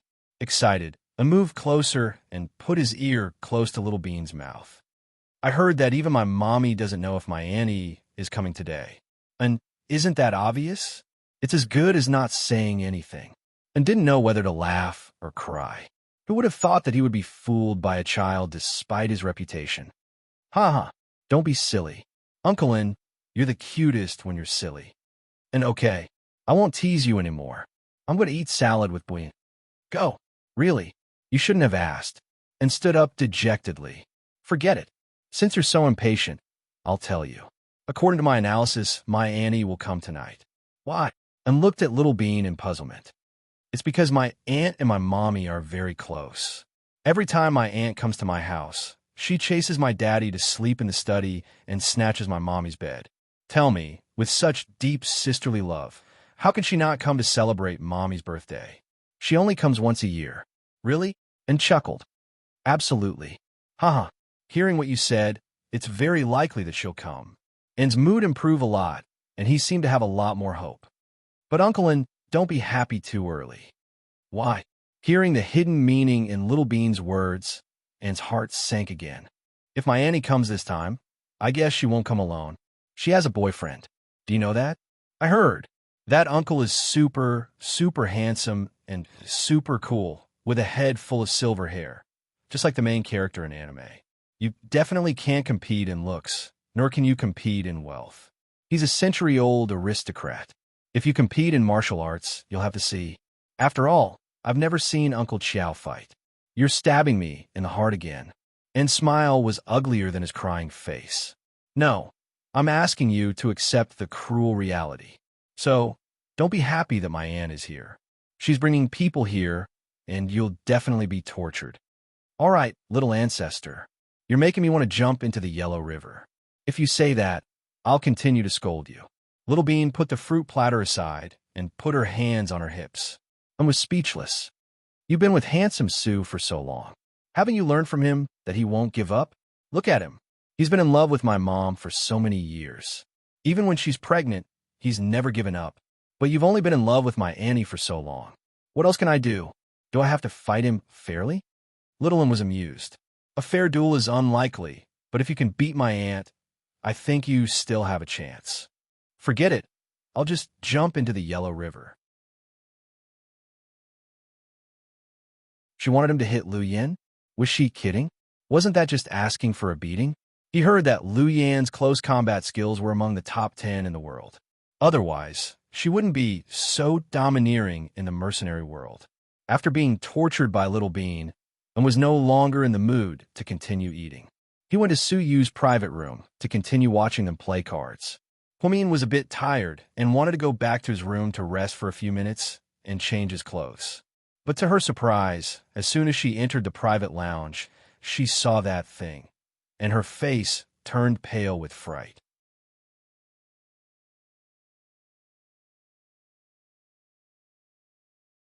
Chapter 3679. Huamin saw there was a wedding gown hanging in the room. It was the one she had asked Shunjie to throw away during the day. It was the blood-stained wedding gown that Huasiqian had personally designed and sent to her. Why is it here? Huamin wasn't a timid person. She wasn't afraid of the wedding gown, but Huasiqian's split personality. This damn thing was following her like a shadow. What did that prove? Either someone was behind it in Huasiqian's name, or Huasiqian was back. Yes, he was back. Huamin picked up her phone in a panic and called Chunjie. Jie, come quickly. I'm in the innermost private room on the 3rd floor. Less than a minute after she hung up, Chunjie ran up, panting. Sister Mian, what's wrong? What happened? Why are you so flustered? Chunjie had been Hua Min's assistant for a long time and knew her well.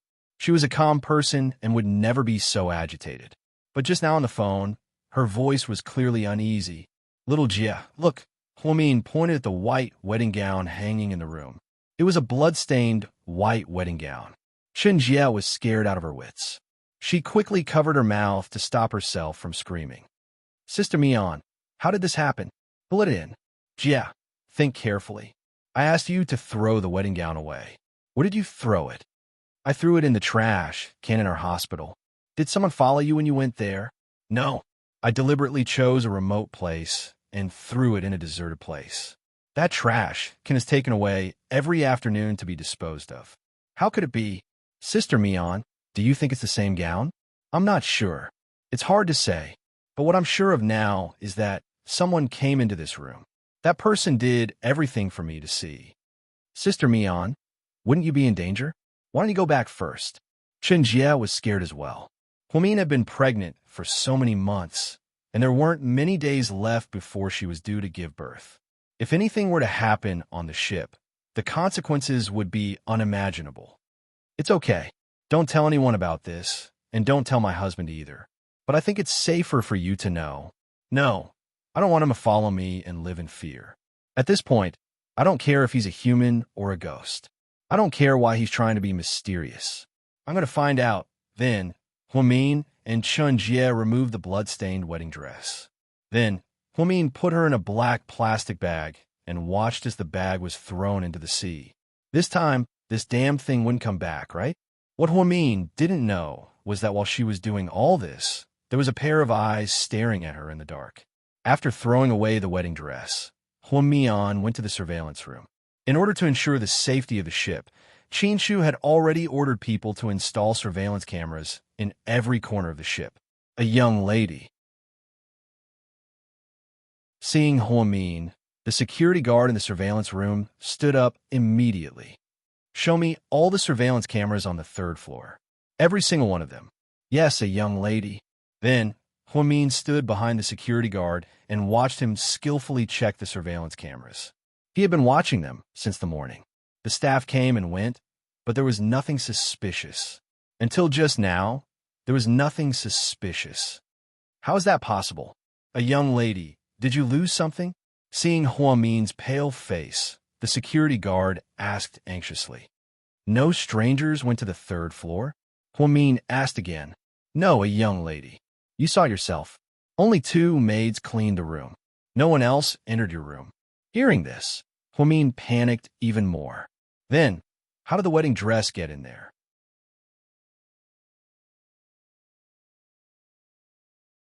Chapter 3680.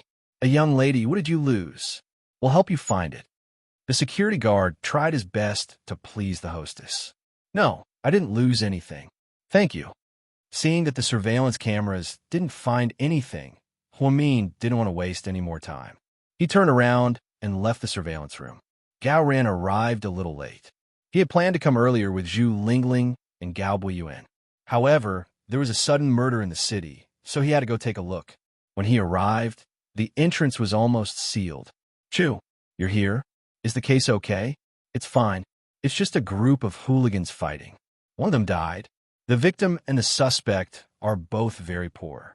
One is dead, and the other turned himself in and is willing to go to jail. It's much simpler. MHM, that's good. Chu, why do you look so worried? What happened? Did I? Of course. Gao Ran was Qin Chu's best friend. They had known each other since they were young. Therefore, other than Huamin, only Gao Ran understood Qin Chu's subtle expressions. Gao Ran, how many men do you have? You mean the police force? MHM, not counting the night patrols, there are about 45. Can you transfer them over? Transfer them over? MHM, as an entrepreneur, I'll apply for protection from the police. Ask all your men to come over. What? What's going on? Is someone attacking your ship? Gao Ran joked. I have a feeling that tonight won't be peaceful. Qin Chu couldn't describe the feeling. Perhaps it was because it was too quiet. It was so quiet that it was a little strange. Up until now, nothing had happened. This shouldn't be, because Huamin's identity had been exposed. They celebrated their birthday in such a grand manner on a cruise ship. Those people wouldn't be indifferent, be it Ian, Huasiqian who escaped, or the mysterious masked man who came later. Their motives were clear. But until now, the ship was eerily quiet. This made Qin Chu very uneasy. Of course, Huamin didn't tell Qin Chu about the wedding dress. If he did, he would be more careful. Your men are all here. Gao Ran glanced at Qin Chu's men who often work for him come. Huamin's bodyguards and South Hill Manor's bodyguards come out. It was like they were going to war. They're all here. Could it be that someone is here to cause trouble? It's hard to say. Qin Chu said simply. Then I'll call them now. Seeing Qin Chu's serious expression, Gao Ran knew he wasn't joking. Now that Huamian was pregnant, it was normal for Qin Chu to be nervous. Therefore, without hesitation, Gao Ran called his superior for instructions. He said that there was a large-scale party here, and to maintain order, he needed to send people over. Of course, the higher-ups agreed, because Gao Ran was the one who did all the dirty work. When he got the credit, the higher-ups had to take responsibility for it. So, Gao Ran's application was easily approved. 8 p.m. The large-scale show officially began. Tang Chuan and Qi Ning prepare it personally. It was as luxurious as the New Year's Gala. There were crosstalks, skits, acrobatics, singers, and dance performances. It was very exciting. After the show started, everyone gathered in the hall one after another. Huamin was still looking around uneasily. What's wrong? Qin Chu put his arm around her shoulder. Honey, Ling Xian is missing.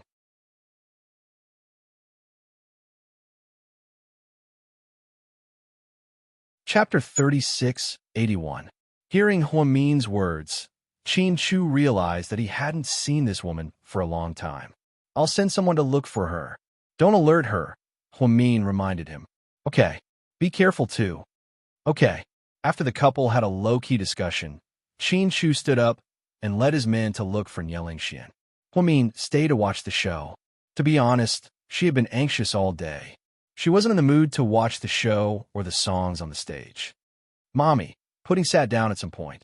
What's wrong, Pudding? You don't look well. Are you tired? I'm fine. Is your brother being naughty? Pudding thought it was the second baby in her mommy's belly being naughty.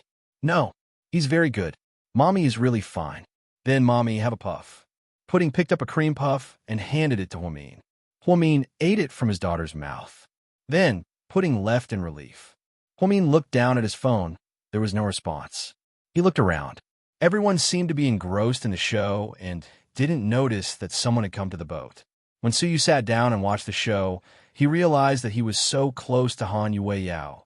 There was only one person between them. Hi, Suyu called her. What's up? Han Yueyao's attitude was extremely cold. Come sit here. No. Suyu. Helpless, Suyu said to the person beside him. Get up. Let's switch seats. Okay. Seeing that it was Suyu, the female audience member in the middle didn't argue and quickly switched seats. Suyu stood up and sat down beside Han Yueyao. Did you eat tonight? It's none of your business.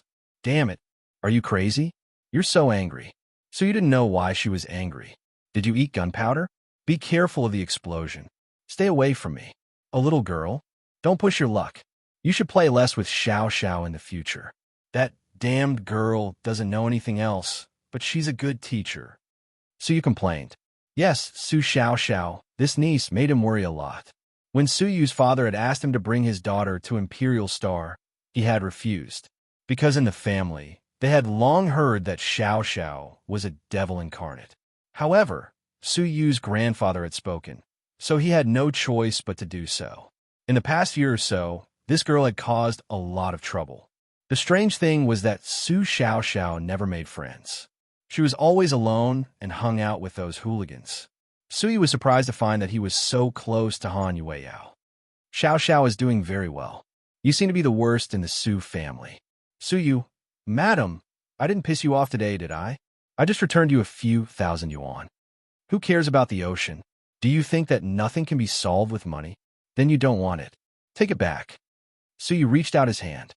You just pooped and sat back. Suyu, hey, you're a girl. Can you pay attention to your image? How can you say something like that? Suyu didn't know whether to laugh or cry. When Han Yueyao was rude, she was quite violent. For people like you, I'll say whatever I want. Damn it. What's wrong with you? Weren't you protecting me a moment ago? My brain was damaged just now. Now I'm normal, Suyu. Okay, I won't talk to you anymore. We can't have a pleasant conversation anymore. Seeing Han Yueyao's attitude, Suyu didn't dare to say more and continued watching the show while eating sunflower seeds. At this moment, a tall masked clown appeared on the stage and began to perform magic. The atmosphere was lively. He even made a rose in front of everyone and handed it to Huamian, who was still in a daze. But for some reason, Huamin felt this person was very familiar and strange. Ning Ning, where did you find these performers?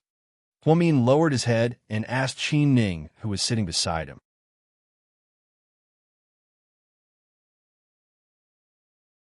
Chapter 3682.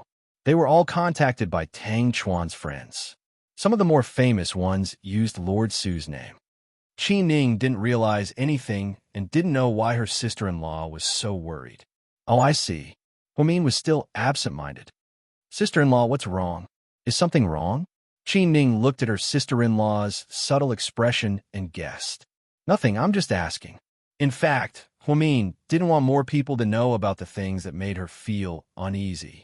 So, she sat in the first row and continued to watch the show. The clown on the stage seemed to be very popular. Everyone applauded, and he played a variety of tricks. But Huamian had a feeling that the clown was staring at her the whole time. She even had the urge to jump on the stage and take off the clown's mask. She wanted to see what kind of face was under the mask. On an island in Southeast Asia, Ian was lying on the balcony of a seaside villa, drinking colorful juice. Yes, juice. In front of him was a tablet. The screen showed everything that was happening on Hua Min's birthday cruise. Look, it's so lively on the cruise, Ian said in German. No one dared to talk to him. They seemed to be used to their boss talking to himself. Huamin, this little girl? I'm really curious. She seems to have found something. Ian zoomed in on Hua Min's camera and saw that she was looking at the clown with a strange expression. Master, is the clown? It's him. I'd recognize him even if he turned into ashes. But I'm curious. How did he get in? Why didn't I see him on the surveillance cameras? Maybe it's the power behind him. It seems to be a very mysterious organization. Otherwise, he wouldn't have looked down on you and Master Nalo. I hope he can take off his mask later so that I can show it to my good brother. Let him see that the old lover he has been looking for so long is back. But he wouldn't put on the mask to see his little lover. These things have nothing to do with him. Don't think too much. We'll follow them closely. If Lu Yin appears, if that girl appears, do you believe that all the electronic equipment on the ship will malfunction? Because she has that kind of ability. Ian smiled. Having fought with Lu Yin so many times, she knew her tricks very well. It doesn't matter. Our men have already surrounded the ship. Even if there are no electronic devices, we can still sink the cruise ship in 3 minutes. Idiot, why did you sink it? I always wanted to capture it alive, Ian scolded. Yes, sir. We will do our best to capture them all alive. Let's hope that's the case. This night is so beautiful. Let's continue to party then. Ha! Ian smiled creepily. He picked up the juice and continued to drink. He seemed to have everything under his control. Of course, he only wanted the things that were valuable to him. Whether it was Huamin or Lu Yin, they were the best hostages for him. As for the traitor Hua Xiqian, he wanted to talk to him. Things were getting more and more interesting. At this moment, Qin Shu and his men were searching every corner of the cruise ship for the missing Nielingxian. He and Huamin both believed that Nielingxuan's disappearance wasn't an accident, but a conspiracy.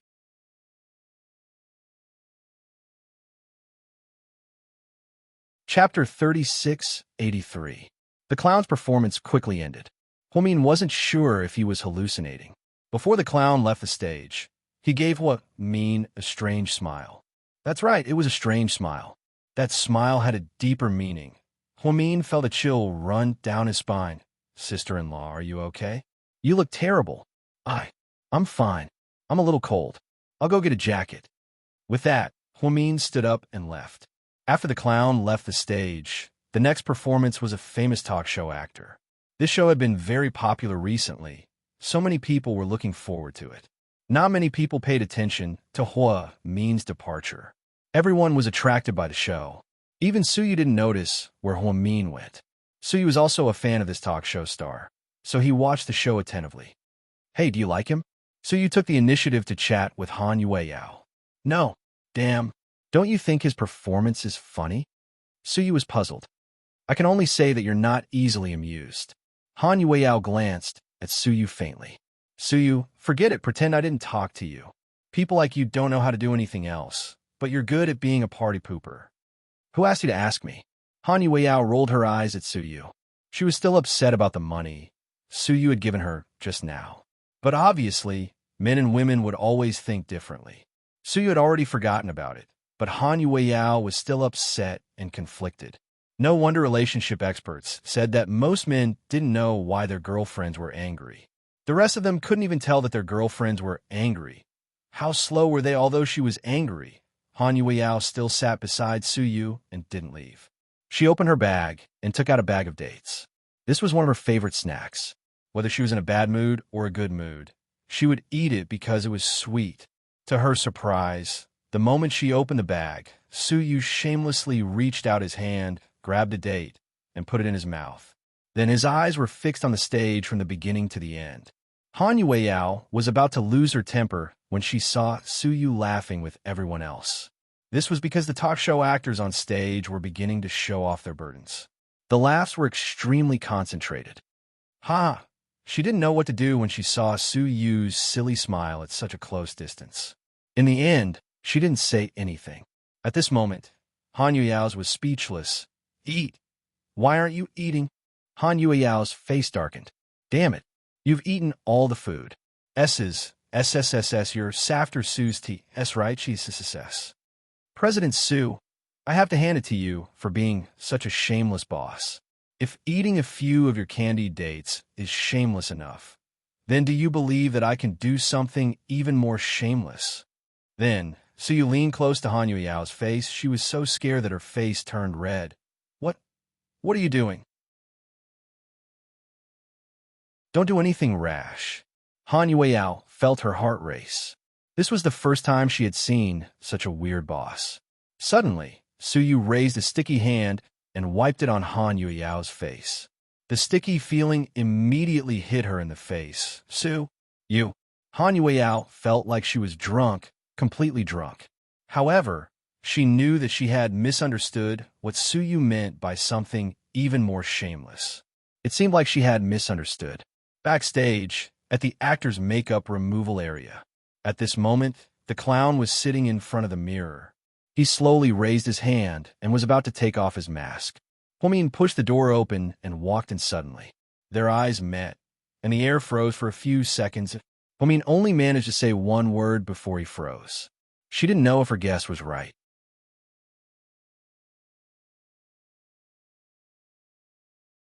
Chapter 3684. The clown in the mask smiled. It was a mocking smile directed at Huamin. Seeing this, Huamin couldn't take it anymore and shouted, Huasiqian, I know you're back. Stop pretending. Who is Huasiqian? It was a man's hoarse voice. It wasn't a voice that Huamin was familiar with. Huamin was shocked. Was she mistaken? That shouldn't be. She clearly felt that Huasiqian was on this cruise ship. That white wedding dress with blood. Huamin frowned slightly and walked up to the clown in the mask. She took off his mask and saw his face. Huamin was dumbfounded. It wasn't him. It really wasn't him. It was an unfamiliar face. He looked to be in his early 20s. He also looked young. How could he be Huasiqian? But through the mask, she clearly felt that this clown was, for a moment, Huamin's heart was in a mess. You got the wrong person, madam. Sorry. Huamin lowered her head and said this. Then, she quickly turned and left. Then, the clown looked to Huamin, leaving in a panic, and smiled proudly. After Huamin left, she suddenly felt her heart beating faster. Her sixth sense had never failed her. This shouldn't be the result. How could that clown be an unrelated person? Huamin's mind raced. What was wrong? Suddenly, a thought flashed through her mind. Then, she quickly ran back to the dressing room. As expected, the clown was gone. It seemed that Huasiqian also had helpers. The person just now was probably with him. Thinking that Huasiqian's accomplices might have already boarded the ship, Huamin's heart was once again in a state of panic. Did that mean that her family and friends were in danger? Thinking of this, Huamin turned around and opened the door to go out and look for Qin Chu.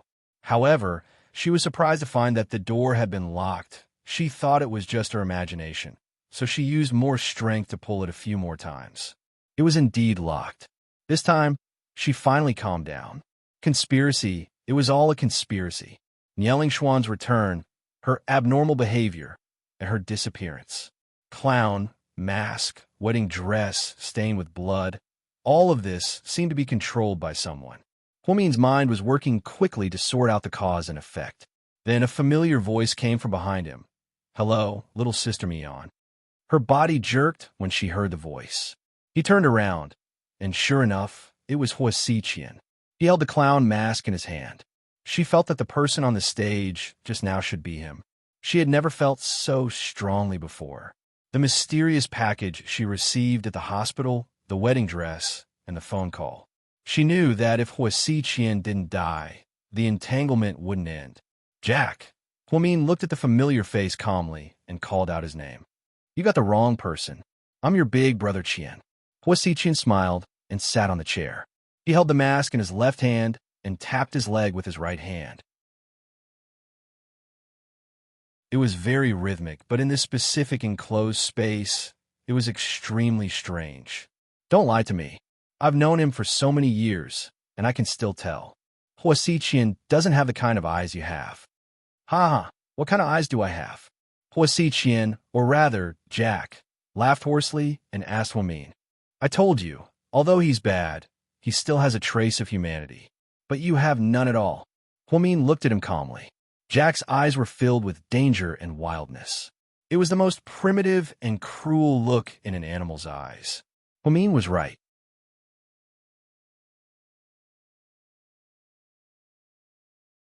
Chapter 3685. Tisk TSK. No wonder he likes you so much. Even though you're pregnant, you're still ridiculously smart. Cut the crap. What's your purpose for coming back? What do you think is the most important thing I want to do when I return? Kill me? Huamin knew Jack hated her to the core. The biggest conflict between them was the time they spent on the deserted island. Huamian confronted him for a few days, and in the end, Jack suffered greatly. Unlike Hua Xiqian, he didn't have any pity for Huamin. He just wanted to kill her. "I do want you dead, but unfortunately, my boss wants you alive." Jack smiled. "Your boss? Who is it? Do you think I'll tell you? The people who saved you?" Huamian remembered the mysterious people who had saved Huamian from Lu Yen that night. They had landed in a helicopter and were all highly skilled. "Yes. Did they capture me for the thing in my father's hands? I'm not sure about that. I'm only in charge of capturing people. It's a good time to settle the score with you." "Huamin, my boss said to capture you alive, but didn't say I can't cripple you. You little bitch made me suffer so much. Tell me, how should I deal with you? Should I cut off your hands first or pull out your tendons?" Jack stood up and threw the clown mask on the ground. Huamin leaned against the door tightly. "Oh, that's not fun. I'd better take out the bastard in your belly first. I heard that a 6-month-old fetus can be made into soup. It's very nutritious. If you dare to touch my baby, I'll make you wish you were dead." Huamin glared at Hua Xiqian fiercely. Yes, no one could touch her baby. It was a mother's instinct. "Huh, make me wish I was dead. Do you have the ability? Don't expect your husband to come and save you. He's playing hide-and-seek with Miss Nie right now. He's not in the mood to care about you." Sure enough, you're in cahoots. Huamin finally confirmed her guess. She didn't know what method these people used. But something was wrong with Nialing Xuan's return this time. At first, she thought it was just to see Su Yu, but it turned out that Su Yu wasn't Nialing Xuan's purpose. Your husband isn't stupid, but he was still fooled by such a simple trick. Huamin, let's see who can save you this time. Jack walked closer to Huamin. Huamian was afraid of Jack because his second personality was a psychopath who was almost crazy. He was capable of doing anything. After fighting with him several times, Huamian was traumatized. That was why she felt uneasy the whole day when she saw the blood-stained wedding gowns. What was to come had come. She thought she would be afraid, but at this moment, she felt much more at ease. It was as if she had finally faced this moment. Hua Xiqian, do you think no one can save me other than my husband? Don't you know that my sister is here too? Huamin smiled and said word by word. His eyes were full of laughter, mockery, and confidence. You said Lu Yin is on this boat. Do you think she won't come on my birthday? Don't lie to me. We've received confirmation that Lu Yin didn't enter the country. Ha! Who is Yin? If you can find out that she entered the country, then she's not the omnipotent Lu Yin. Huamin's hearty laughter made Jack wary. His face darkened as he tried to figure out the truth of Huamin's words.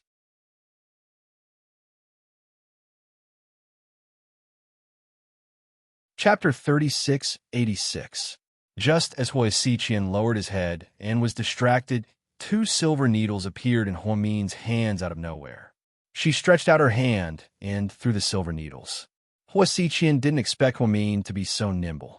When he saw her before, she still looked weak and delicate. But now, she could use so much strength to throw the silver needles several meters away. When Hua Xiqian was hit by the silver needles, he suddenly realized what was going on. So, this is your scheme? Lin Fan was stunned. There's anesthetic on them.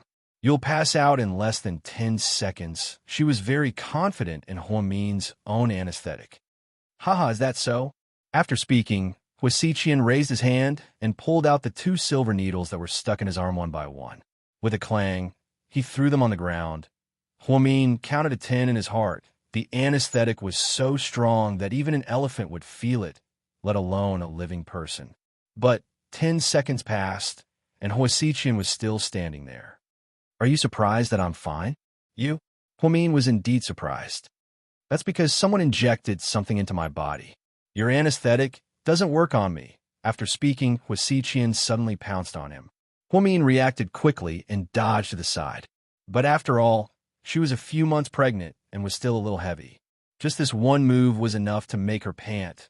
She knew that if she continued to deal with Hua Xiqian like this, she would really be done for. Would the child be in danger? Huamin tried to calm himself down and think of a solution. Just then, the door was suddenly kicked open from the outside. The person who came in raised his gun and fired. But Hua Xiqian, also known as Jack, reacted quickly and dodged. Hubby, seeing that it was Qin Chu, Huamin was completely relieved.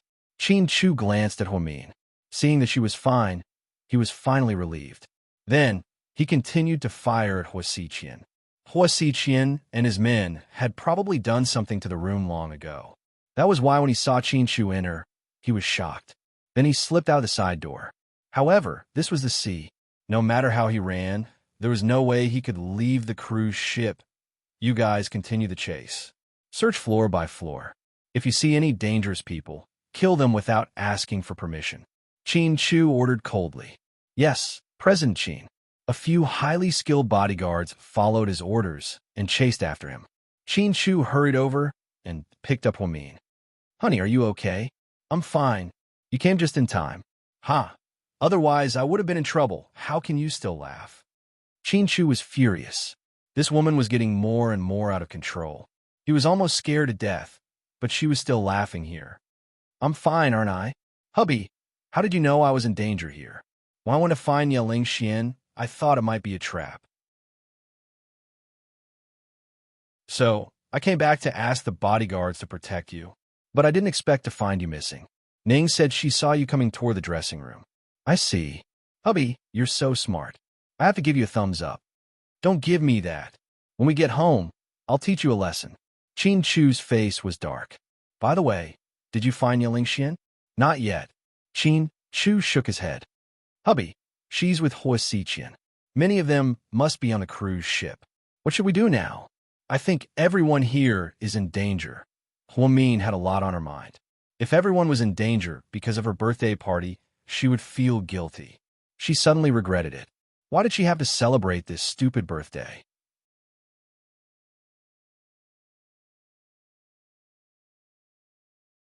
Chapter 3687. There should be more people on the ship. Qin Chu concluded after thinking for a while. What do you mean? Honey, do you mean there are more people? Qin Chu didn't speak and just nodded. Huamin frowned slightly. The situation seemed to be getting more and more complicated. He had thought that Hua Xiqian and his accomplices were on the ship, but now it seemed that more people with complicated identities had sneaked in. Their target should be Huamin. At least for now, Huamin was the most valuable person on the ship. Honey, it's windy here. Let's talk somewhere else. Qin Shu picked up a blanket from the dressing room and put it on Huamin. Then he held her and walked out of the room. Huamin was puzzled. Why didn't the strong anesthetic he made work on Hua Xiqian? Did he take the antidote in advance? It didn't make sense. How could there be an antidote for the anesthetic? And Niao Lingxian, whose temperament changed drastically tonight. She didn't look like she had lost her memory, but she was different from before. Could it be that she was being threatened? Was she forced to do this?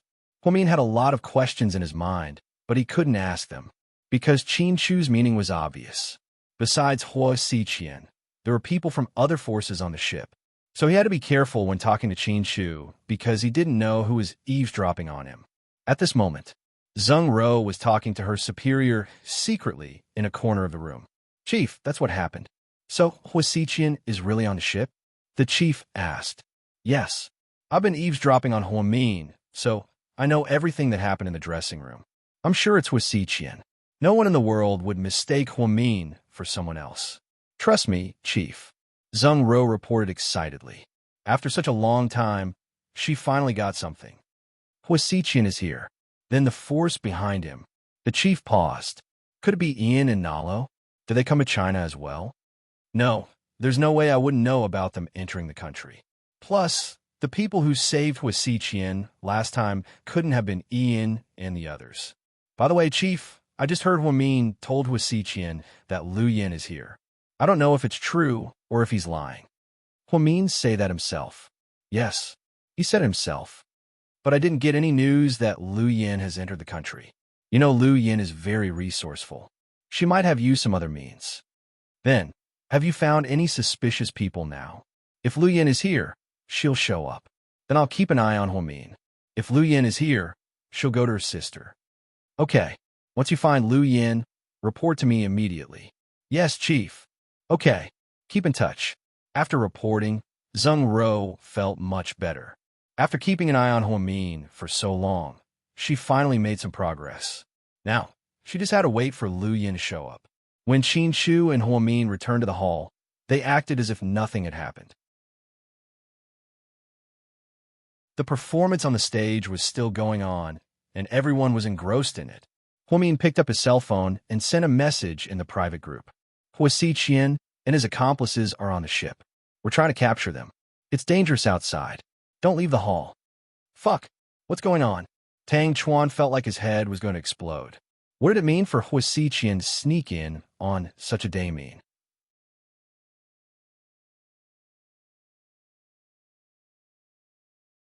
Chapter 3688. Gaoran, are you guys okay? Huamin, we're fine. Jiang Xiaowei. When did this happen? How long has he been here? Huamin, I'm not sure. It should have been a long time. Wei Liao, it's just Hua Xiqian. I don't think we're scared. There are so many people here. Qin Shu, he's not alone. He has accomplices. Wei Liao, how many? Huamin, I'm not sure, but Niao Lingxian is one. Su Yu what? So you thought he saw wrong. Or that Huamin had typed wrong. Huamin, you're right. Niao Lingxian is Hua Xiqian's accomplice. Su Yu, that's impossible. Mian, Niao Lingxian isn't that kind of person. I know her character. Huamin, Lord Su, it's not about her character now. Niao Lingxian's matter. It's complicated. Even I don't understand it. Anyway, she's a dangerous person now. Please be vigilant. Zhu Lingling, damn it. Hua Xiqian, that bastard, still dares to come back. I'm going to chop him into pieces. He bullied me on for so long, and now he's here to cause trouble. Zhu Lingling and Huamin had known each other for many years. Back then, she knew that Hua Xiqian always harassed Huamin. That was why she didn't like that psycho. Now that she heard that he still dared to come back and cause trouble at a time like this, she was furious. Gaoran, honey, calm down. Zhu Lingling, I can't calm down. I have to kill this bastard today to prevent future trouble. Gaoran, As the family of a high-ranking officer in the Public Security Bureau, you shouldn't kill this and that. It's not good. Zhu Lingling, I'm willing to. If you don't like it, you can resign. Gao Ran, Huamin, ahem. Excuse me, guys, this isn't the time to argue. I've discussed it with Mr. Qin. We must tell everyone about this as soon as possible. Huasiqian's target. I think he's after me, but I can't guarantee that he won't hurt my friends. Mr. Qin's already asked the bodyguards protect the 4 children and the elderly. Tang Chuan. What's important now isn't whether he can escape or not, but how many accomplices he has. If they really do something extreme, such as planting bombs on our cruise ship, we're done for. Master Tang's imagination was running wild. Huo Mian was silent. Should we dock the ship and evacuate the people? Qin Chu. I've already asked people to check. There are no custom-made bombs. Don't worry. Huasiqian doesn't even have a gun. So, we don't need to panic. We can't dock the ship. That will make it easier for them to escape. Gao Ran. Chu, are you saying that we're going to catch a turtle in a jar? Qin Chu, we can't let him go. Huasiqian is no longer scary. What's scary is the power behind him. Jiang Xiaowei. I agree with Mr. Qin. Huasiqian is a disaster. We can't hide from him. We have to eliminate him. Suyu, leave it to me and In. The 2 of us are enough to deal with Huasiqian. The ship is only so big. He can't run anywhere. Huamin was about to refuse when Qin Chu agreed. Okay, I'll leave Huasiqian and Ye Lingxian to you. If you run into them, you have to be careful. Suyu nodded. Okay. Huamin looked at Qin Chu. Honey, you've left Huasiqian to Suyu and what about us? We have more important things to do, Qin Chu said mysteriously.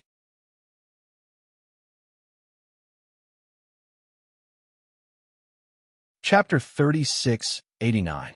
Zhu Lingling. Don't tell me the 2 of you are still going on a date? Gao Ran. Don't worry, honey. Even if they go on a date, there's nothing they can't do. After all, Dr. Hua is so pregnant. Huamin. Qin Chu. The 2 of you are so filthy. Huamin. Director Gao. Ever since you married Miss Zhu Lingling, you've become filthy. Zhu Lingling. No. Don't think too highly of him. He's always been filthy. I'm the one who brought out the filthy side of him. Gao Ran. Honey, we agreed to fight against the enemy together. Why did you betray me first? Suyu, why are you still talking nonsense at a time like this? Hurry up and go clean the house. Gao Ran. I'll go clean the house with Lord Su and the others. You guys have to be careful. I think Huasiqian. Oh no, it should be Jack. He's Huasiqian's second personality now. I gave him 2 shots of anesthesia, but nothing happened. That's why I think there's something wrong with his body. You guys have to be careful. Don't worry. I'll take care of that piece of trash. Suyu stood up and stretched his neck. Boss, let's take it easy. It's not like you haven't fought him one-on-one before. It was quite difficult for you. Suyu looked embarrassed. Ahem. Didn't I fight Huasiqian's first personality? It's not his second personality. Suyu tried to save his face. From what I've seen, his second personality is much stronger than his first personality, Huamin added. Suyu covered his face and rushed out. He didn't say anything in the group anymore. Yes, their goal was simple. They just had to capture Huasiqian.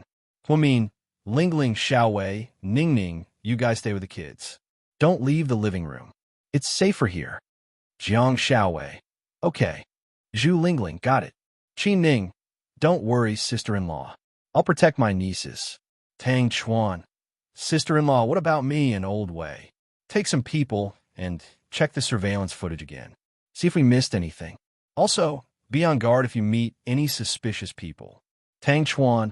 Okay. Wei Liao. Don't worry, leave it to us. Sis, Jixin and I can help too. It was Ni Yang who said this. This kid usually didn't talk much, but at critical moments, he was very reliable. All of you should stay here and bide your time. It's not a good time to have more people. After all, we still don't know how many enemies there are. Huamin ordered. Okay, then we'll keep in touch through WeChat. And Yang nodded. Hubby, you just said that we have other things to do. What is it? Come with me. Then, Qin Shu held Huamin's hand and stood up. Watching them walk out, Zheng Ro put on her earphones and prepared to continue eavesdropping on their conversation. She followed them out, but when she turned around, they were gone. Which floor did they go to? Zheng Ro paced back and forth anxiously. Not far from her, about 5 meters away, Qin Shu and Huamin were watching from a corner.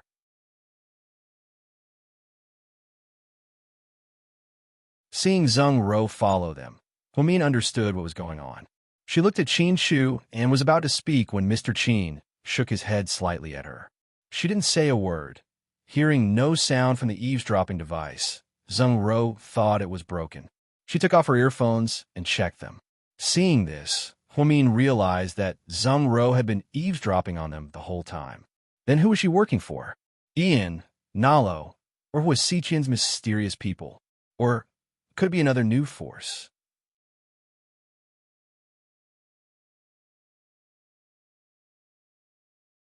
Chapter 3690.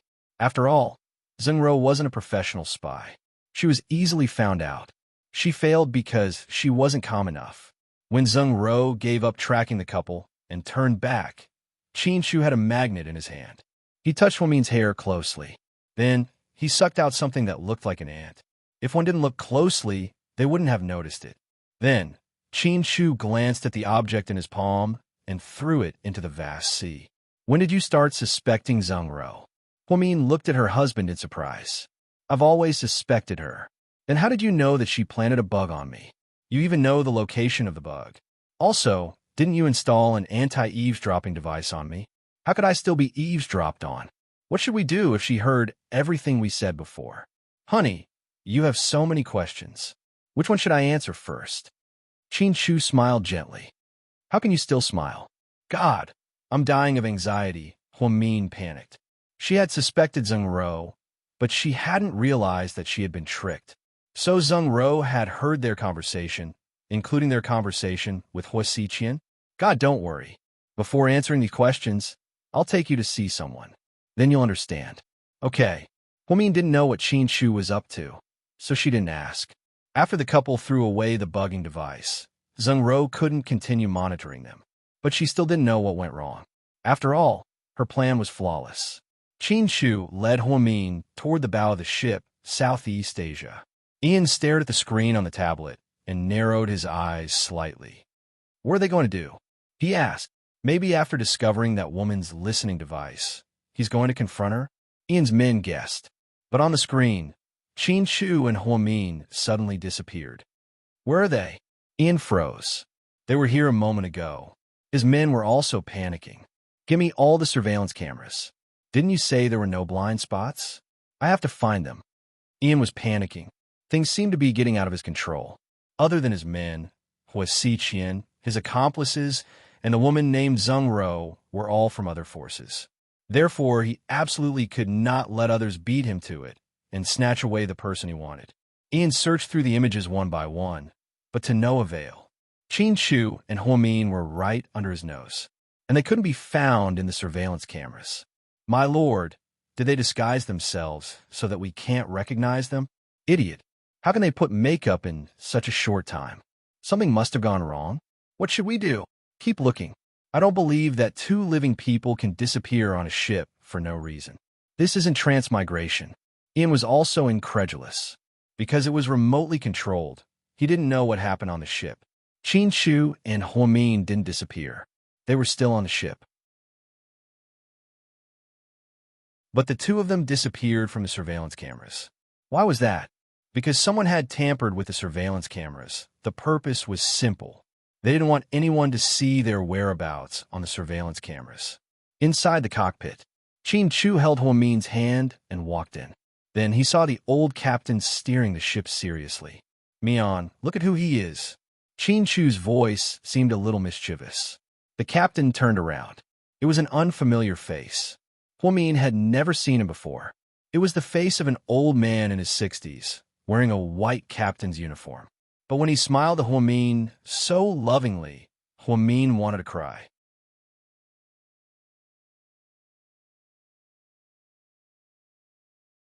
Chapter 3691. Huamin's memory was amazing. She could remember everything she wanted to remember. So when the captain smiled, the floodgates of her memories immediately erupted. She opened her mouth excitedly, but couldn't make a sound. She didn't know if someone was listening in. Was it safe? As if reading her mind, Qin Shu reminded her in a low voice. It's safe here. Say whatever you want. Only then did Huamin call out to the old man, Dad. Yes, this man was the professor. Although he looked different, Huamin would never forget that smile. The captain slowly took off his hat, walked over, and hugged his daughter. Happy birthday, child. Dad, why are you here? Huamin was so happy that she cried. She never dreamed that her father would come here to celebrate her birthday on this ship. She didn't receive any news before.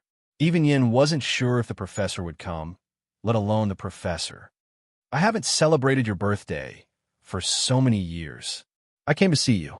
The professor's original voice was also old. Then, when did you get on the ship? 10 minutes ago. 10 minutes ago? Huamin was surprised. The ship was in the middle of the sea, but no planes landed. How did her father get on? Then you are our... Huamin was so excited and nervous that she stuttered. I swam here with Dad. A crisp voice sounded. Huamin looked in the direction of the washroom. At this moment, Luyan was leaning against the door. She was still holding a lollipop in her mouth. She was still wearing the crew's sailor suit. But she had long black hair and was extremely beautiful. Yin, Huamin's eyes lit up. There were so many surprises, one after another. This. Huamin didn't know how to describe her feelings at this moment. Come on, birthday girl, blow out the candles and make a wish. Luyan got a cake from somewhere. Although it looked ugly, one could still tell it was a cake. There was a candle on it, and Huamian didn't know whether to laugh or cry. Do you really want to do this? Huamin smiled with tears in his eyes. Of course. Don't everyone celebrate their birthdays like this? As for this cake, it's my first time making it. Holy shit, I didn't expect that I'm such a genius. I can make bombs to perfection, but I can't make a cake like this.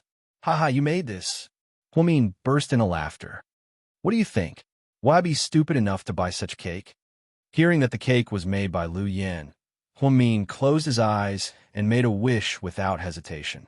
Then she opened her eyes and said something rather shocking. Shouldn't the three of you sing me a happy birthday song? Qin Chu was speechless. Lu Yin, Professor. Both Chinese and English are fine. I don't mind. Huamin chuckled. Sis, don't push it. I'm afraid that after we finish singing, those people will turn the sky upside down. Lu Yin chuckled. Did you and Dad really swim here?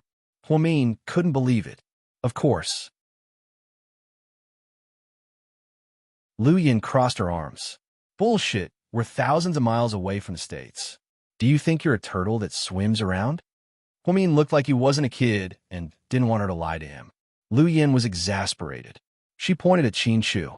Brother-in-law, since my sister is pregnant and doesn't have a high IQ, please explain the process. I don't want to repeat it.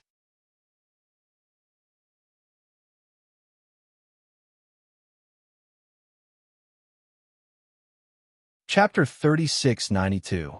Qin Shu nodded and put his arm around Hua Min's shoulder. Yin and Dad took a private plane and then transferred to a submarine. When they were 1 kilometer away from our cruise ship, they got out of the submarine and swam over. They didn't want to be discovered. Huamin was dumbfounded. Then the plane and the submarine are so big. How can they not be discovered? Huamin was astonished. They both have the ability to block radar detection. It's the legendary invisibility. You guys have worked hard. Huamian looked at her father and Yin. They had done this just to see her on such a special day. It was a long and arduous journey from the plane to the submarine and then to the cruise ship. After boarding the cruise ship, you guys stayed in the cabin and disguised yourselves as the captain and a sailor. Huamin understood. That's right. Lu Yin nodded briskly. Did Yin tell you that Zheng Ro eavesdropped on us? Huamin turned to look at Qin Shu. Now he understood what had happened. Yes, Qin Shu hadn't expected Zheng Ro to eavesdrop on Huamin.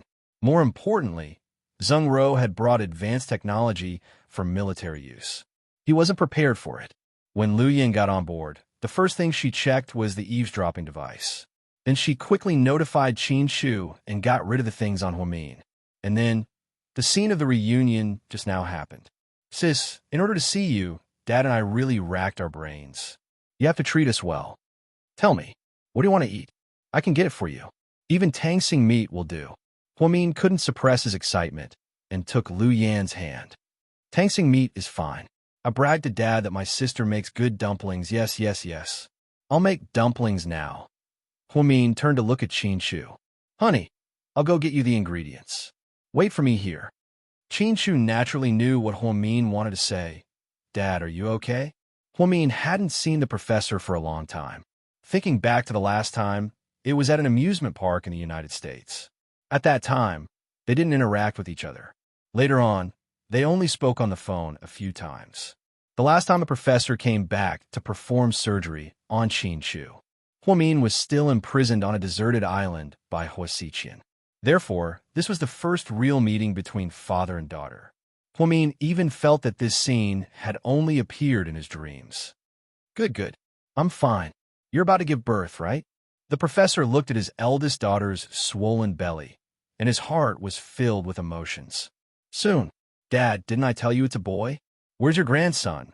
Lu Yin deliberately showed off. It's good to have a boy and a girl. It's a blessing to have both children. The professor was touched and nodded vigorously. At this moment, Huamin suddenly remembered something and asked Lu Yin, Yin, why are you here alone? Where's Qiao Fei? Ahem, I sent him away. Where did he go? Huamin froze. Las Vegas. Lu Yin was a little guilty. If it weren't for her seduction and letting Psycho Qiao take advantage of her, that guy wouldn't have gone there. However, without Qiao Fei's help, Lu Yin and the professor wouldn't have been able to enter so smoothly. Southeast Asia. Ian kept staring at the tablet, but he couldn't find anything. Any news from Lu Yin? Ian was afraid that Lu Yin would play tricks, so he asked someone to keep an eye on her. Sir, Lu Yin and Qiao Fei are at a casino in Las Vegas. They're very lucky and seem to have won tens of millions. Is this woman really that calm? Ian was a little puzzled.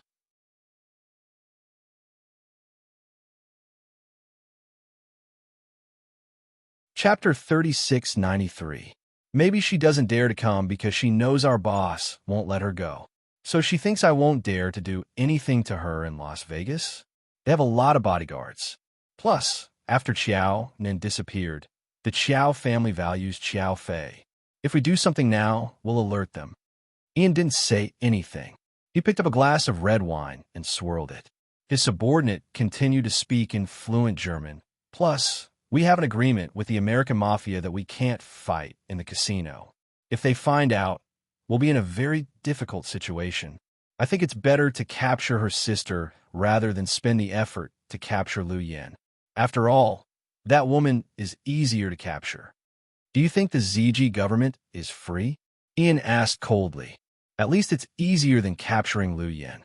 Our people are lying in ambush nearby, and we can monitor the cruise ship. So, we have a better chance. Really? Then tell me, why did the two people disappear from the surveillance footage? Ian thought it was strange that Qin Shu and Huamin disappeared from the surveillance footage. We're asking hackers to investigate. Don't worry, boss. In the cabin, Huamin used the ingredients Qin Shu brought back to make dumplings for his dad and Lu Yin. She never thought that such a happy moment would come so quickly. Sis, Dad and I miss them so much. Do you want to bring them over? Lu Yin couldn't help but ask. Not now. The two kids are too obvious. Let's wait until everything is over. I'll bring the kids to see Grandpa. Qin Shu didn't want to go to the lobby to pick up the kids, even though he understood his father-in-law and sister-in-law's eagerness to see the kids. The professor nodded. Chu is right. We'll talk about it later. Okay. Sis, I'll help you. How did you make these dumplings? Lu Yin walked to her sister's side playfully. Forget it. Miss Lu, if you reach out, I'm afraid my dumplings will explode. Lu Yin, the professor, and Qin Shu both smiled and enjoyed watching the sisters bicker. Ian's worry was justified. Lu Yin had indeed tampered with the surveillance footage. Therefore, even if a hacker came to investigate, it would be very difficult for him to find traces unless he was a top-notch hacker. He assumed that the two of them were hiding on purpose. There was a reason why Qin Shu had asked Su Yu and the others to look for Hua Xiqian. If Hua Xiqian saw that Su Yu and the others had come to deal with him, he would underestimate them and think that there were no other forces on the ship. This way, it would be easier to catch him. Of course, these were all strategies that Qin Shu and Lu Yin came up with. Hua Min didn't know about them. After being chased by Qin Shu, Hua Xiqian hid in the storage room on the 3rd floor of the cruise ship. Su Yu, Shaolin, and Gao Ran were more than enough to deal with Hua Xiqian. President Su, Chief Gao, be careful.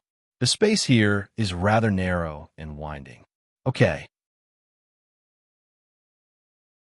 Everyone, be careful. They slowly went up to the 3rd floor. At this moment, Niao Lingxian suddenly walked out of the lounge. She had changed into a golden evening gown. In her hand was the latest LV luxury bag. Her manager was right beside her. Miss Nia, are you cold? I'll get you a jacket. No need. Therefore, when Niao Lingxian and Su Yu met, both of them froze. President Su, did you come here to see me? Niao Lingxian smiled. Su Yu didn't think much of Niao Lingxian, but Qin Shu and Hua Min had emphasized in the group chat that there was something wrong with her. Therefore, the three of them didn't dare to let their guard down. Where is Hua Xiqian hiding? Su Yu looked at Niao Lingxian and asked coldly.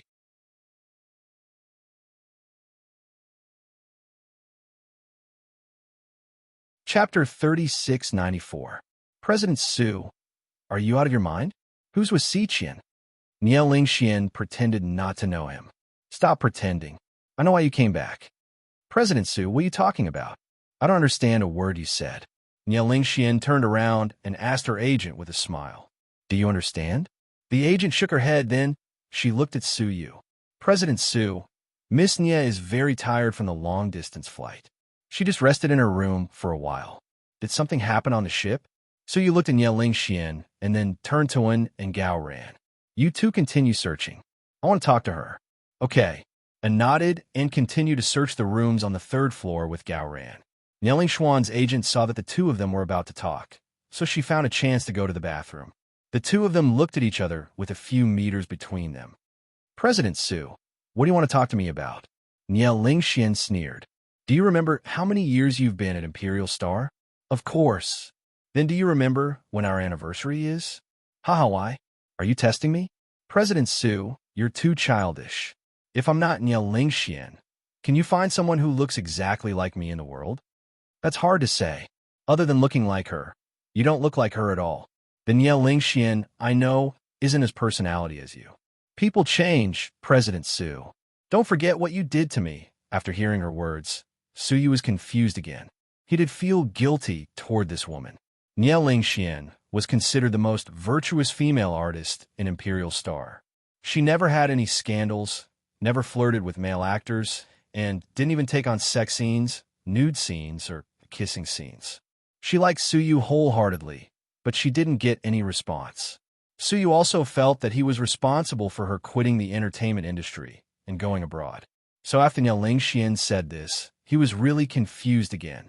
Judging from her sad eyes, it should be Niao Lingxian. What? President Su, are you feeling guilty? Do you feel guilty? Niao Lingxian saw that Su Yu was in a daze, so she took the opportunity to talk and walk forward. Su Yu looked up. I do feel a little guilty, but there's no right or wrong when it comes to relationships. So, don't use my guilt to trap me for the rest of my life. That's right. Why would I trap you for the rest of your life? I'm not the one who trapped you for the rest of your life. It's Hua Min. Niao Lingxian suddenly mentioned Hua Min, which caught Su Yu off guard. His mind wandered again. While he was distracted, Niao Lingxian suddenly dashed forward. A shiny dagger had appeared in his hand out of nowhere. By the time Su Yu reacted, it was already too late. So even if he dodged, his ribs were still cut by the dagger. Su Yu's hand that was covering the wound was stained with blood. You really aren't her. Su Yu knew that Niao Lingxian didn't know any martial arts at all. It was impossible for her to be so agile. Moreover, according to Niao Lingxian's personality, even if she hated Su Yu, she wouldn't use a knife. So, Hua Min and Qin Shu were right. There was something wrong with this woman. Unfortunately, he was careless and distracted just now. You're really good. I didn't even stab you. The woman with the dagger sneered. Without saying anything, Su Yu flew up. There weren't many people who could fight Su Yu one-on-one. He was already a martial arts master when he was in the army. Even Hua Xiqian, who was so physically strong, was no match for Su Yu. Not to mention this woman in front of him. After a few moves, the woman was obviously struggling and was pressed to the ground by Su Yu. Tell me, where is Hua Xiqian? Su Yu didn't show any mercy this time. He pressed down on the woman's arm and interrogated.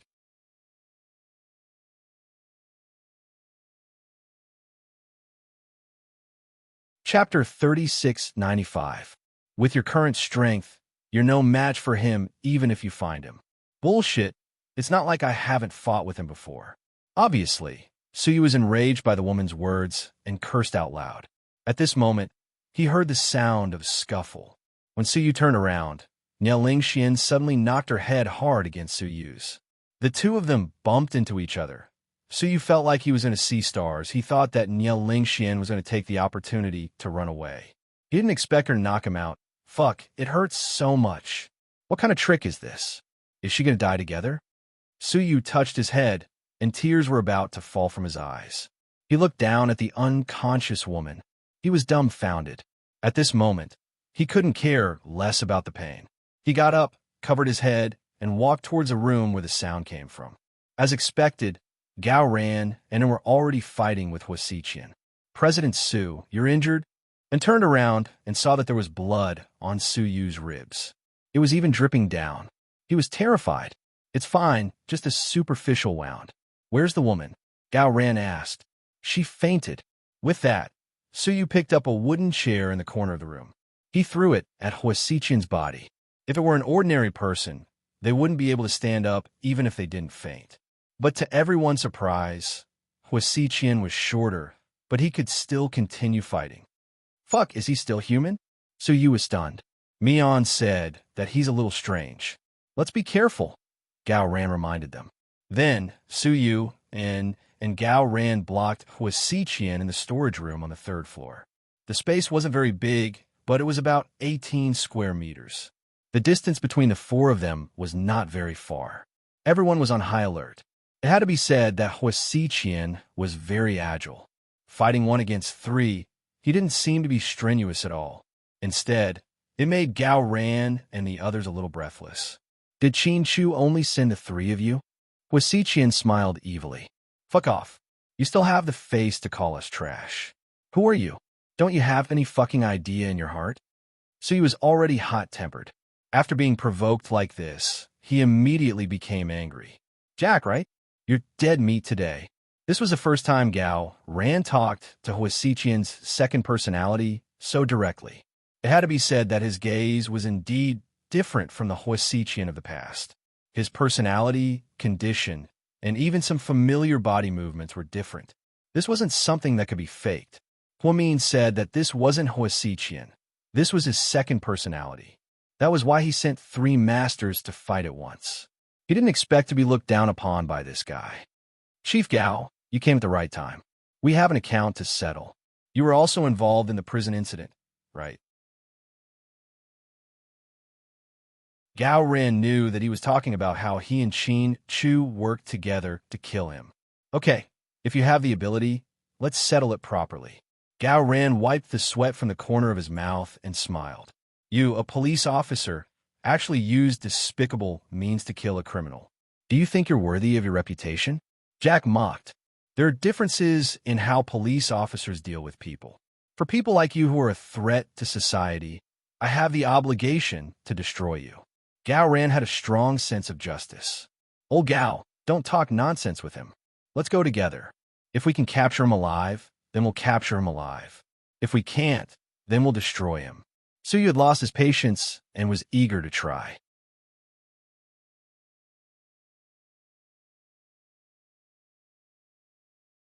Chapter 3696. You 3 scumbags? In your dreams, then, the 4 of them started fighting again. Inside the cockpit, Hua Min had already made dozens of dumplings. She had always helped her mother when she was young, so she was very familiar with it. Especially today, she was making dumplings for her beloved family. Hua Min was doing very well. and Chu was just helping from the side. Occasionally, he would talk to the professor. The professor valued this son-in-law very much. Huamin and Lu Yin were also chatting happily. So, Yin, you asked Xiao Fei to take the person who disguised as you to Las Vegas? That's the only way that idiot Ian will believe it. But what if they attacked Xiao Fei and your double? Huamin was a little worried. No, sis, don't worry. Las Vegas is the territory of the American Mafia. Those Americans aren't to be trifled with. Ian isn't that stupid.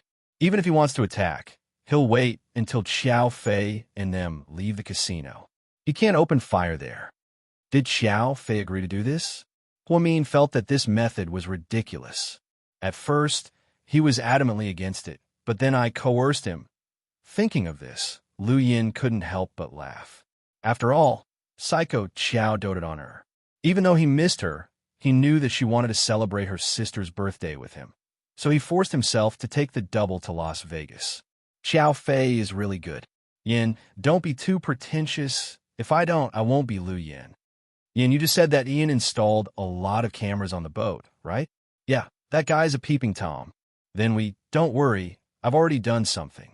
From the moment Dad and I came up, he saw what I wanted him to see. That's good. Sis, your identity has been exposed, and you're still so high profile on your birthday. Aren't you just making Dad and me worry? If I didn't do this, you wouldn't have come. Okay, so you set this up to lure Dad and me here. The two sisters were laughing and joking. The professor's eyes gradually warmed as he watched from the side.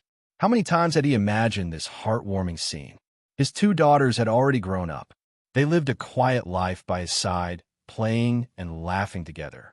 If only Linya was still here, that would be great. At the mention of Linya, the professor felt sad again. At this moment, Lu Yin received a private message in her earpiece.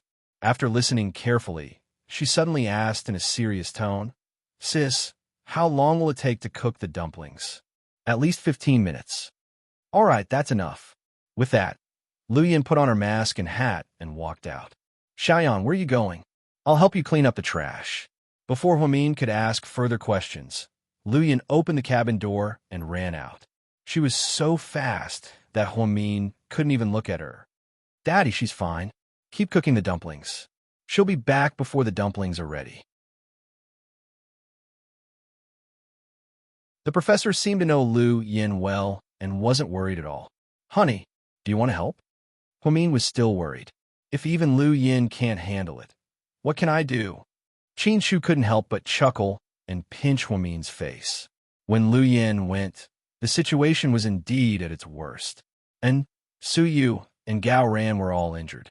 Suddenly, a sharp weapon appeared in Hua Xiqian's hand. It was a perverted thing that looked like a bamboo tube, but it could shoot out steel wire ropes that were especially sharp. It was obviously a specially designed weapon. Although it wasn't as good as a gun, it was very aggressive. Okay, gentlemen, thank you for your hard work. Now it's my turn. Lu Yin walked in with a mask on. However, when he heard her familiar voice, Xiaoyan was shaken.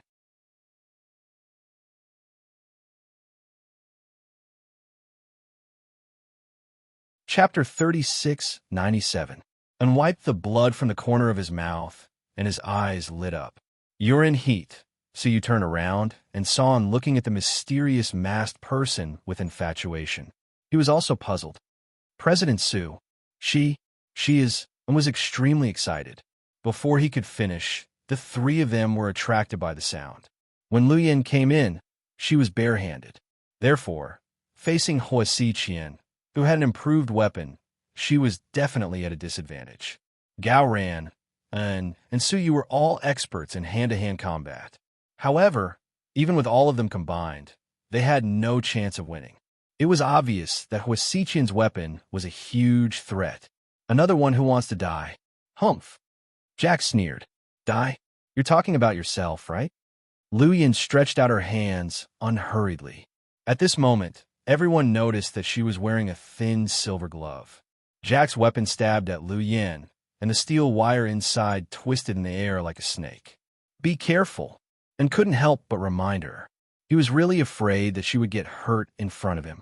Even though he knew that she was invincible, he still broke out in cold sweat for her. Lu Yin watched the steel wire fly toward her and caught it with her bare hands.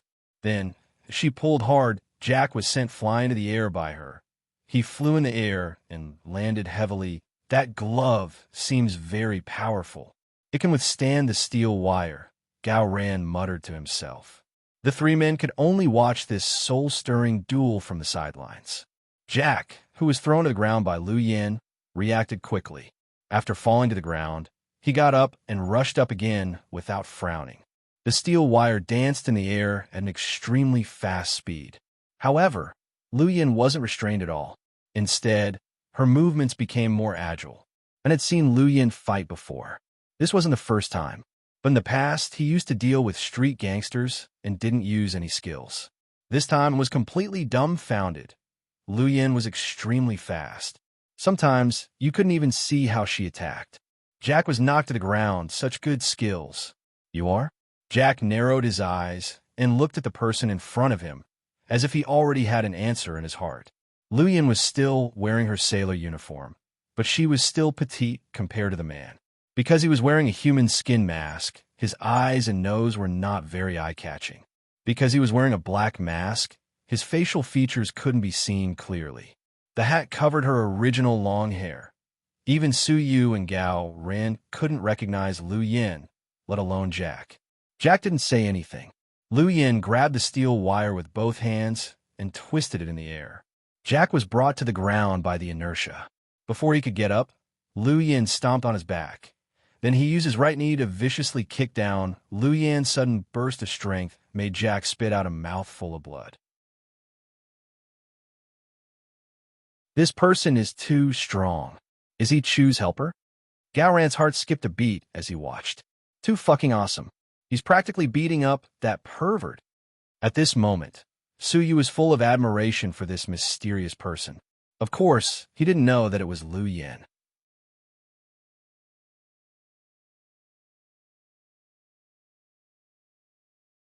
Chapter 3698. Tell me, where's your master? Whose dog are you now? Lu Yin looked down at Jack impolitely. Subdued and wounded, Jack was pinned under Lu Yin's body and tortured. He had a smile on his face. You don't deserve to know my master. Do you believe that I have 10,000 ways to make you wish you were dead? Do you want to try them all?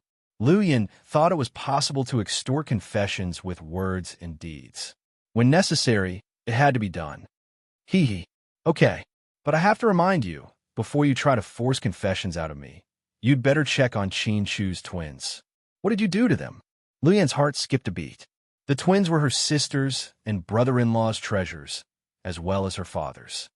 They're holding the plush dolls I gave them. What did you put in them? Lu Yin raised her fist, wanting to beat the bastard to death. Of course, you're good at it. Boom! Jack laughed exaggeratedly, mimicking the sound of an explosion. Impossible. No one could bring a bomb on the ship. Qin Chu had told Lu Yin that there were high-end scanners on the ship. If someone brought a bomb, it would sound the alarm. If the twins really had a bomb on them, the alarm would have sounded long ago. You're smart, but you're stupid now. Of course, I can't get on the ship with a bomb, but I can bring raw materials and make a bomb myself. Hearing this, Lu Yin's heart sank. She turned on the microphone so that her father could hear the conversation through the earpiece. The professor was calm and didn't show any emotion. Humin was still happily making dumplings. The professor said to Qin Chu in a low voice, "Go and bring the twins here." Qin Chu nodded and turned to leave. Then, the professor turned on a function on his watch, and the images on the ship turned into static in all the surveillance cameras.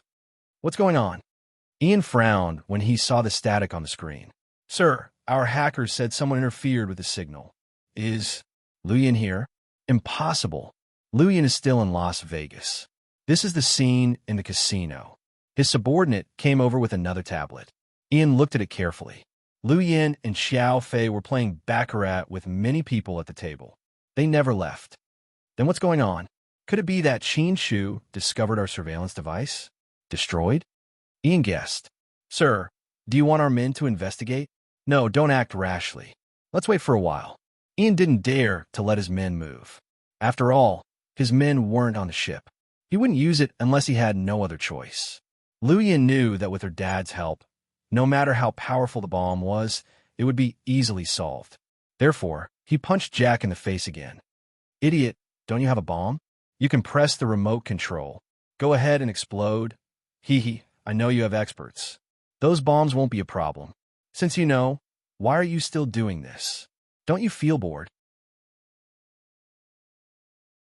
Let's see how you're going to escape today. Lu Yin had always looked down on this psychopath, so she wanted to strangle him to death. Hee hee, I know I can't escape, but I can die with you. Then, Jack pressed a button and a beeping sound came out. Run, and yelled anxiously. Lu Yin pounced out almost instantly, then thick white smoke rose.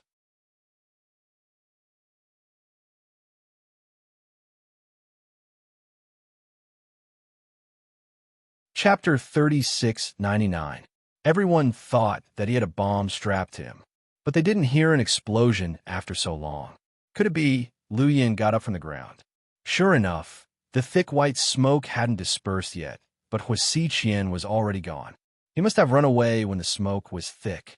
Lu Yin chased after him, but she only saw faint splashes in the sea. Damn it, I actually let you run away. Lu Yin didn't expect Jack to run away right under her nose. But she knew that she couldn't chase after him, because the force behind Huasi Qian couldn't be underestimated.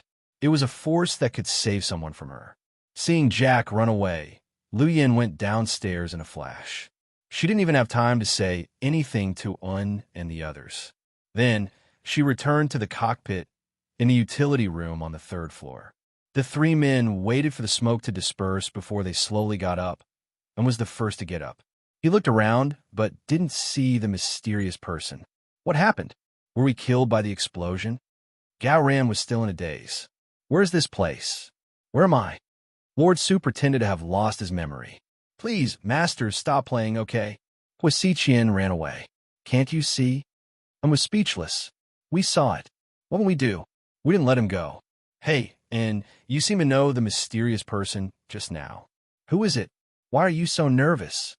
Su had already guessed who it was, but he still teased in President Su. You don't have to ask me that. You know what I'm talking about. Xiao Yin bit her lips shyly. He was 100% sure that it was Lu Yin. So, Lu Yin still came to Dr. Ho's birthday, right? And couldn't suppress the joy in his heart. What are you talking about? Gao Ran didn't seem to know anything. Nothing. Anyway, our mission is completed. Let's go and report to Qin Shu. Su Yu led the way downstairs in the hall. The performance was still going on. No one knew what had happened outside. Qin Shu carried the 2 children into the cockpit. The surveillance footage returned to normal. Ian, who was far away in Southeast Asia, saw the peaceful scene on the cruise ship. Although he also felt that it was strange, he still couldn't decipher this set of strange images. Of course, this was because no one knew that the professor himself, a top genius, was here. Therefore, dealing with these trivial matters was naturally a piece of cake. After Su Yu and the others came out, they sent a WeChat message to Qin Shu and told him about Huasi Qian's escape. Qin Shu only replied that they should return to the hall and continue watching the show. Everyone knew Qin Shu's character, so they didn't ask much. President Su, what is it? Su Yu smirked when he saw Xiao and's hesitant look. Can you ask Qin Shu? Ask what? Lu Yin. And really wanted to see Lu Yin. Yes, he had to at least say something to her. Qin Shu didn't mention it. Maybe it's not convenient for him to reveal it. If it's really Lu Yin, you'll have the chance to see her. And felt that his boss's words made sense, so he didn't say anything else. Then, they went to the hall. Su Yu's wound was simply treated, and everyone returned to their seats. Han Yueyao was happy to see Su Yu return. However, she found it strange when she saw how haggard and weak he looked. President Su, did you swim in the sea? Why do you look half dead? Han Yueyao was curious.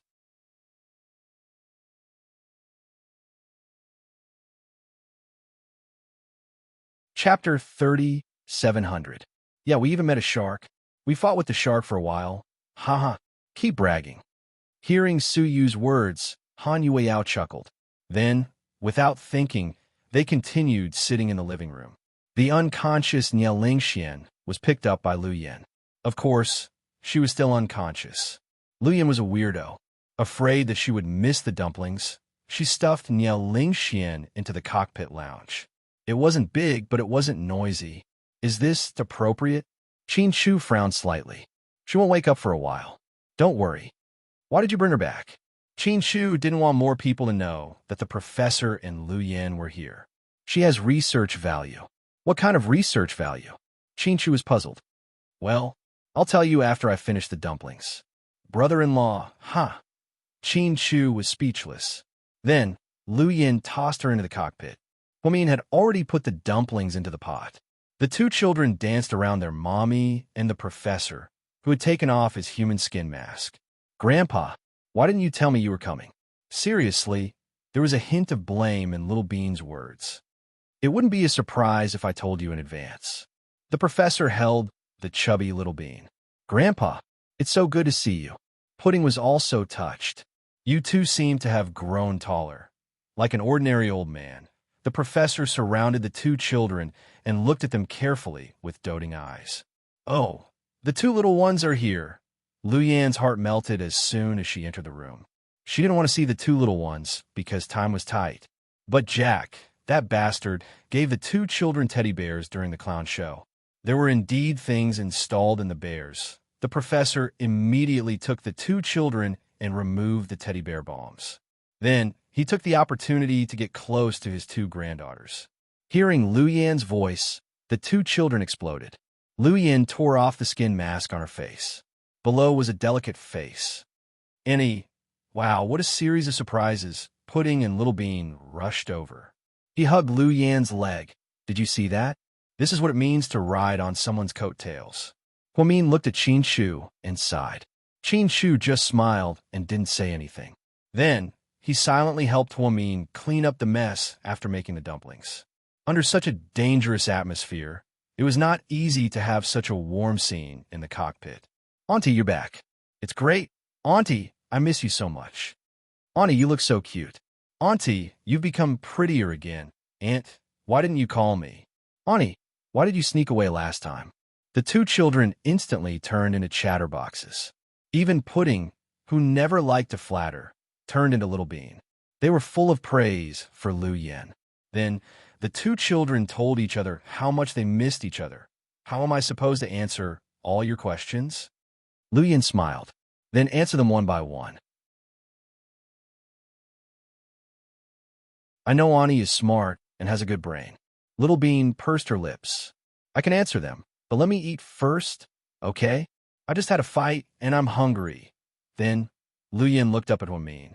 Sis, are the dumplings ready?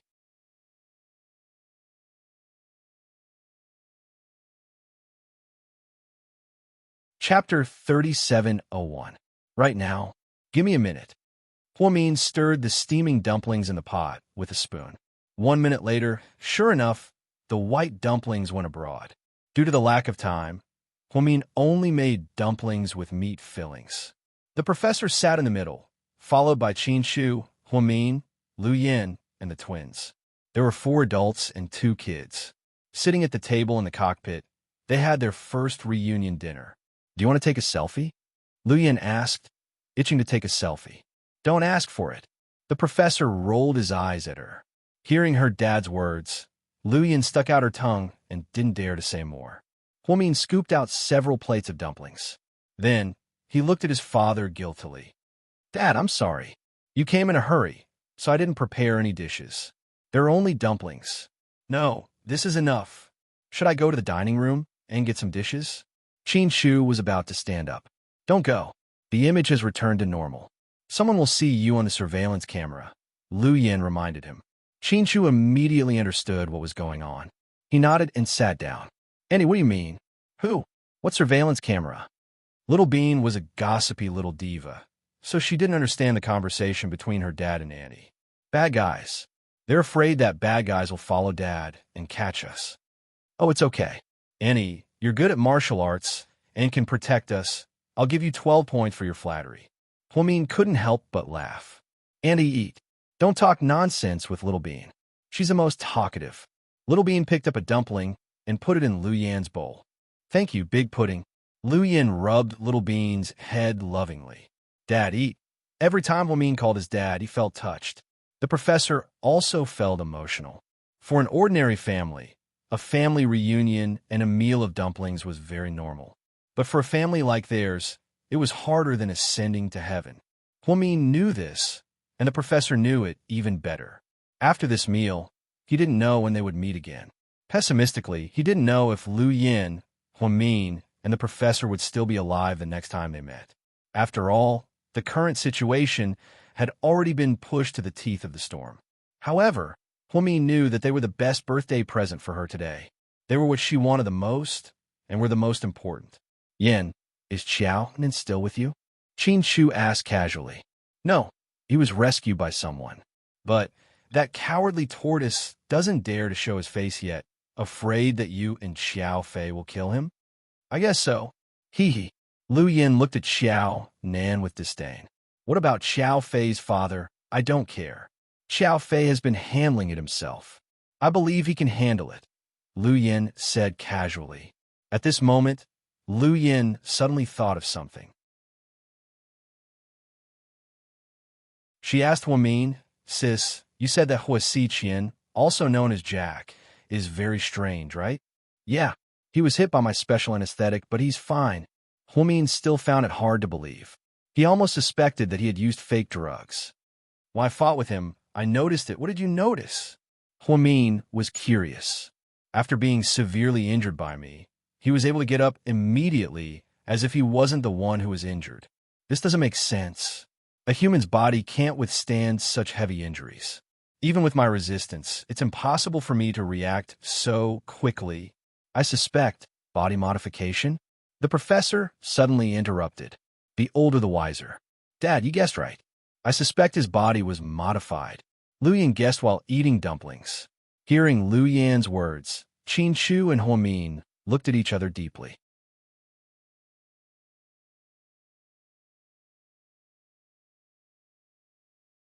Chapter 3702. Dad, what's body modification? Huamin was also a medical student, but this term was new and unfamiliar to him. Body modification is an improvement on the basis of the original body, the professor replied calmly. Is that physical, mental, or purely physical, or genetic? Huamin seemed to be very interested in this topic. It's all possible, but Hua Xiqian's case is hard to say. We haven't caught him yet, so we can't test it. Dad, let's not talk about this for now. The key thing is that there aren't many places in the world that can do such a thing. It seems like the power behind Hua Xiqian isn't an ordinary person. I should say that it's very powerful. For the first time, Lu Yin didn't speak highly of her opponent. That's right. I suspect that he didn't put the bomb in the teddy bear to explode. Maybe it was just a test. But if that's the case, we're in more danger because our opponent is not only powerful, but also hiding in the dark. The professor analyzed calmly. So their target is me, my sister, and you, Dad. Lu Yin knew that Hua Xiqian didn't come to the ship just to get revenge on her sister. The person behind him didn't just want to catch Huamin. In the end, he wanted the thing in her dad's hand. Dad, what's in your hand? Lu Yin wanted to talk about the mysterious object with the professor. But the professor interrupted her. Let's eat. It's rare for us to be together as a family. Let's not talk about this. It was obvious that the professor didn't like this topic. It was taboo for him. Even Huamin and Lu Yin, his biological daughter, didn't want to talk about it. Grandpa, what are you talking about? I don't understand, Little Bean complained. It's okay. You'll understand when you grow up. The professor smiled lovingly. Grandpa, I want to be a doctor when I grow up. Can you teach me? On a whim, Little Bean told him about her ambition to be a doctor. The professor was pleased. No wonder you're the descendant of a medical family. You're ambitious. You have a goal at such a young age. No, Grandpa, that's not why I became a doctor. The professor was confused as he looked at his chubby granddaughter. Me? I just want to practice using the scalpel. If anyone dares to bully me, I'll cut them open. Professor, Huamin, Qin Shu was speechless. Lu Yin laughed. Huamin, hubby, take care of your daughter. She's making me lose face. Huamin covered his face in embarrassment. She didn't know that Little Bean was going to be a doctor. She had no idea that a doctor wanted to operate on her enemy. Lu Yin laughed so hard that she was no longer in the mood to eat dumplings. Puzzled, Little Bean looked around at the adults with strange expressions, especially when the corner of Grandpa's mouth twitched slightly. Is it funny? Little Bean was confused. Haha, that's funny. Little Bean, you're such a genius. Lu Yin continued to laugh. Everyone stop laughing. I'm serious. Little Bean pouted, still a little angry. Little Bean, if it's because of this, I won't be a doctor. If anyone bullies you, Daddy will protect you. Qin Shu looked at his daughter with a gentle expression and taught her with great care. How can that be? Daddy will grow old and die. He can't protect me forever, Little Bean said confidently. You're tuning into the Romance Rendezvous YouTube channel. We're so grateful for your support, and don't forget to subscribe to join us on this incredible journey through captivating stories. Your generosity through donations truly makes a world of difference, as it's the primary source of revenue that allows me to expand and enhance this channel for you. Thank you from the bottom of my heart for being a part of this adventure.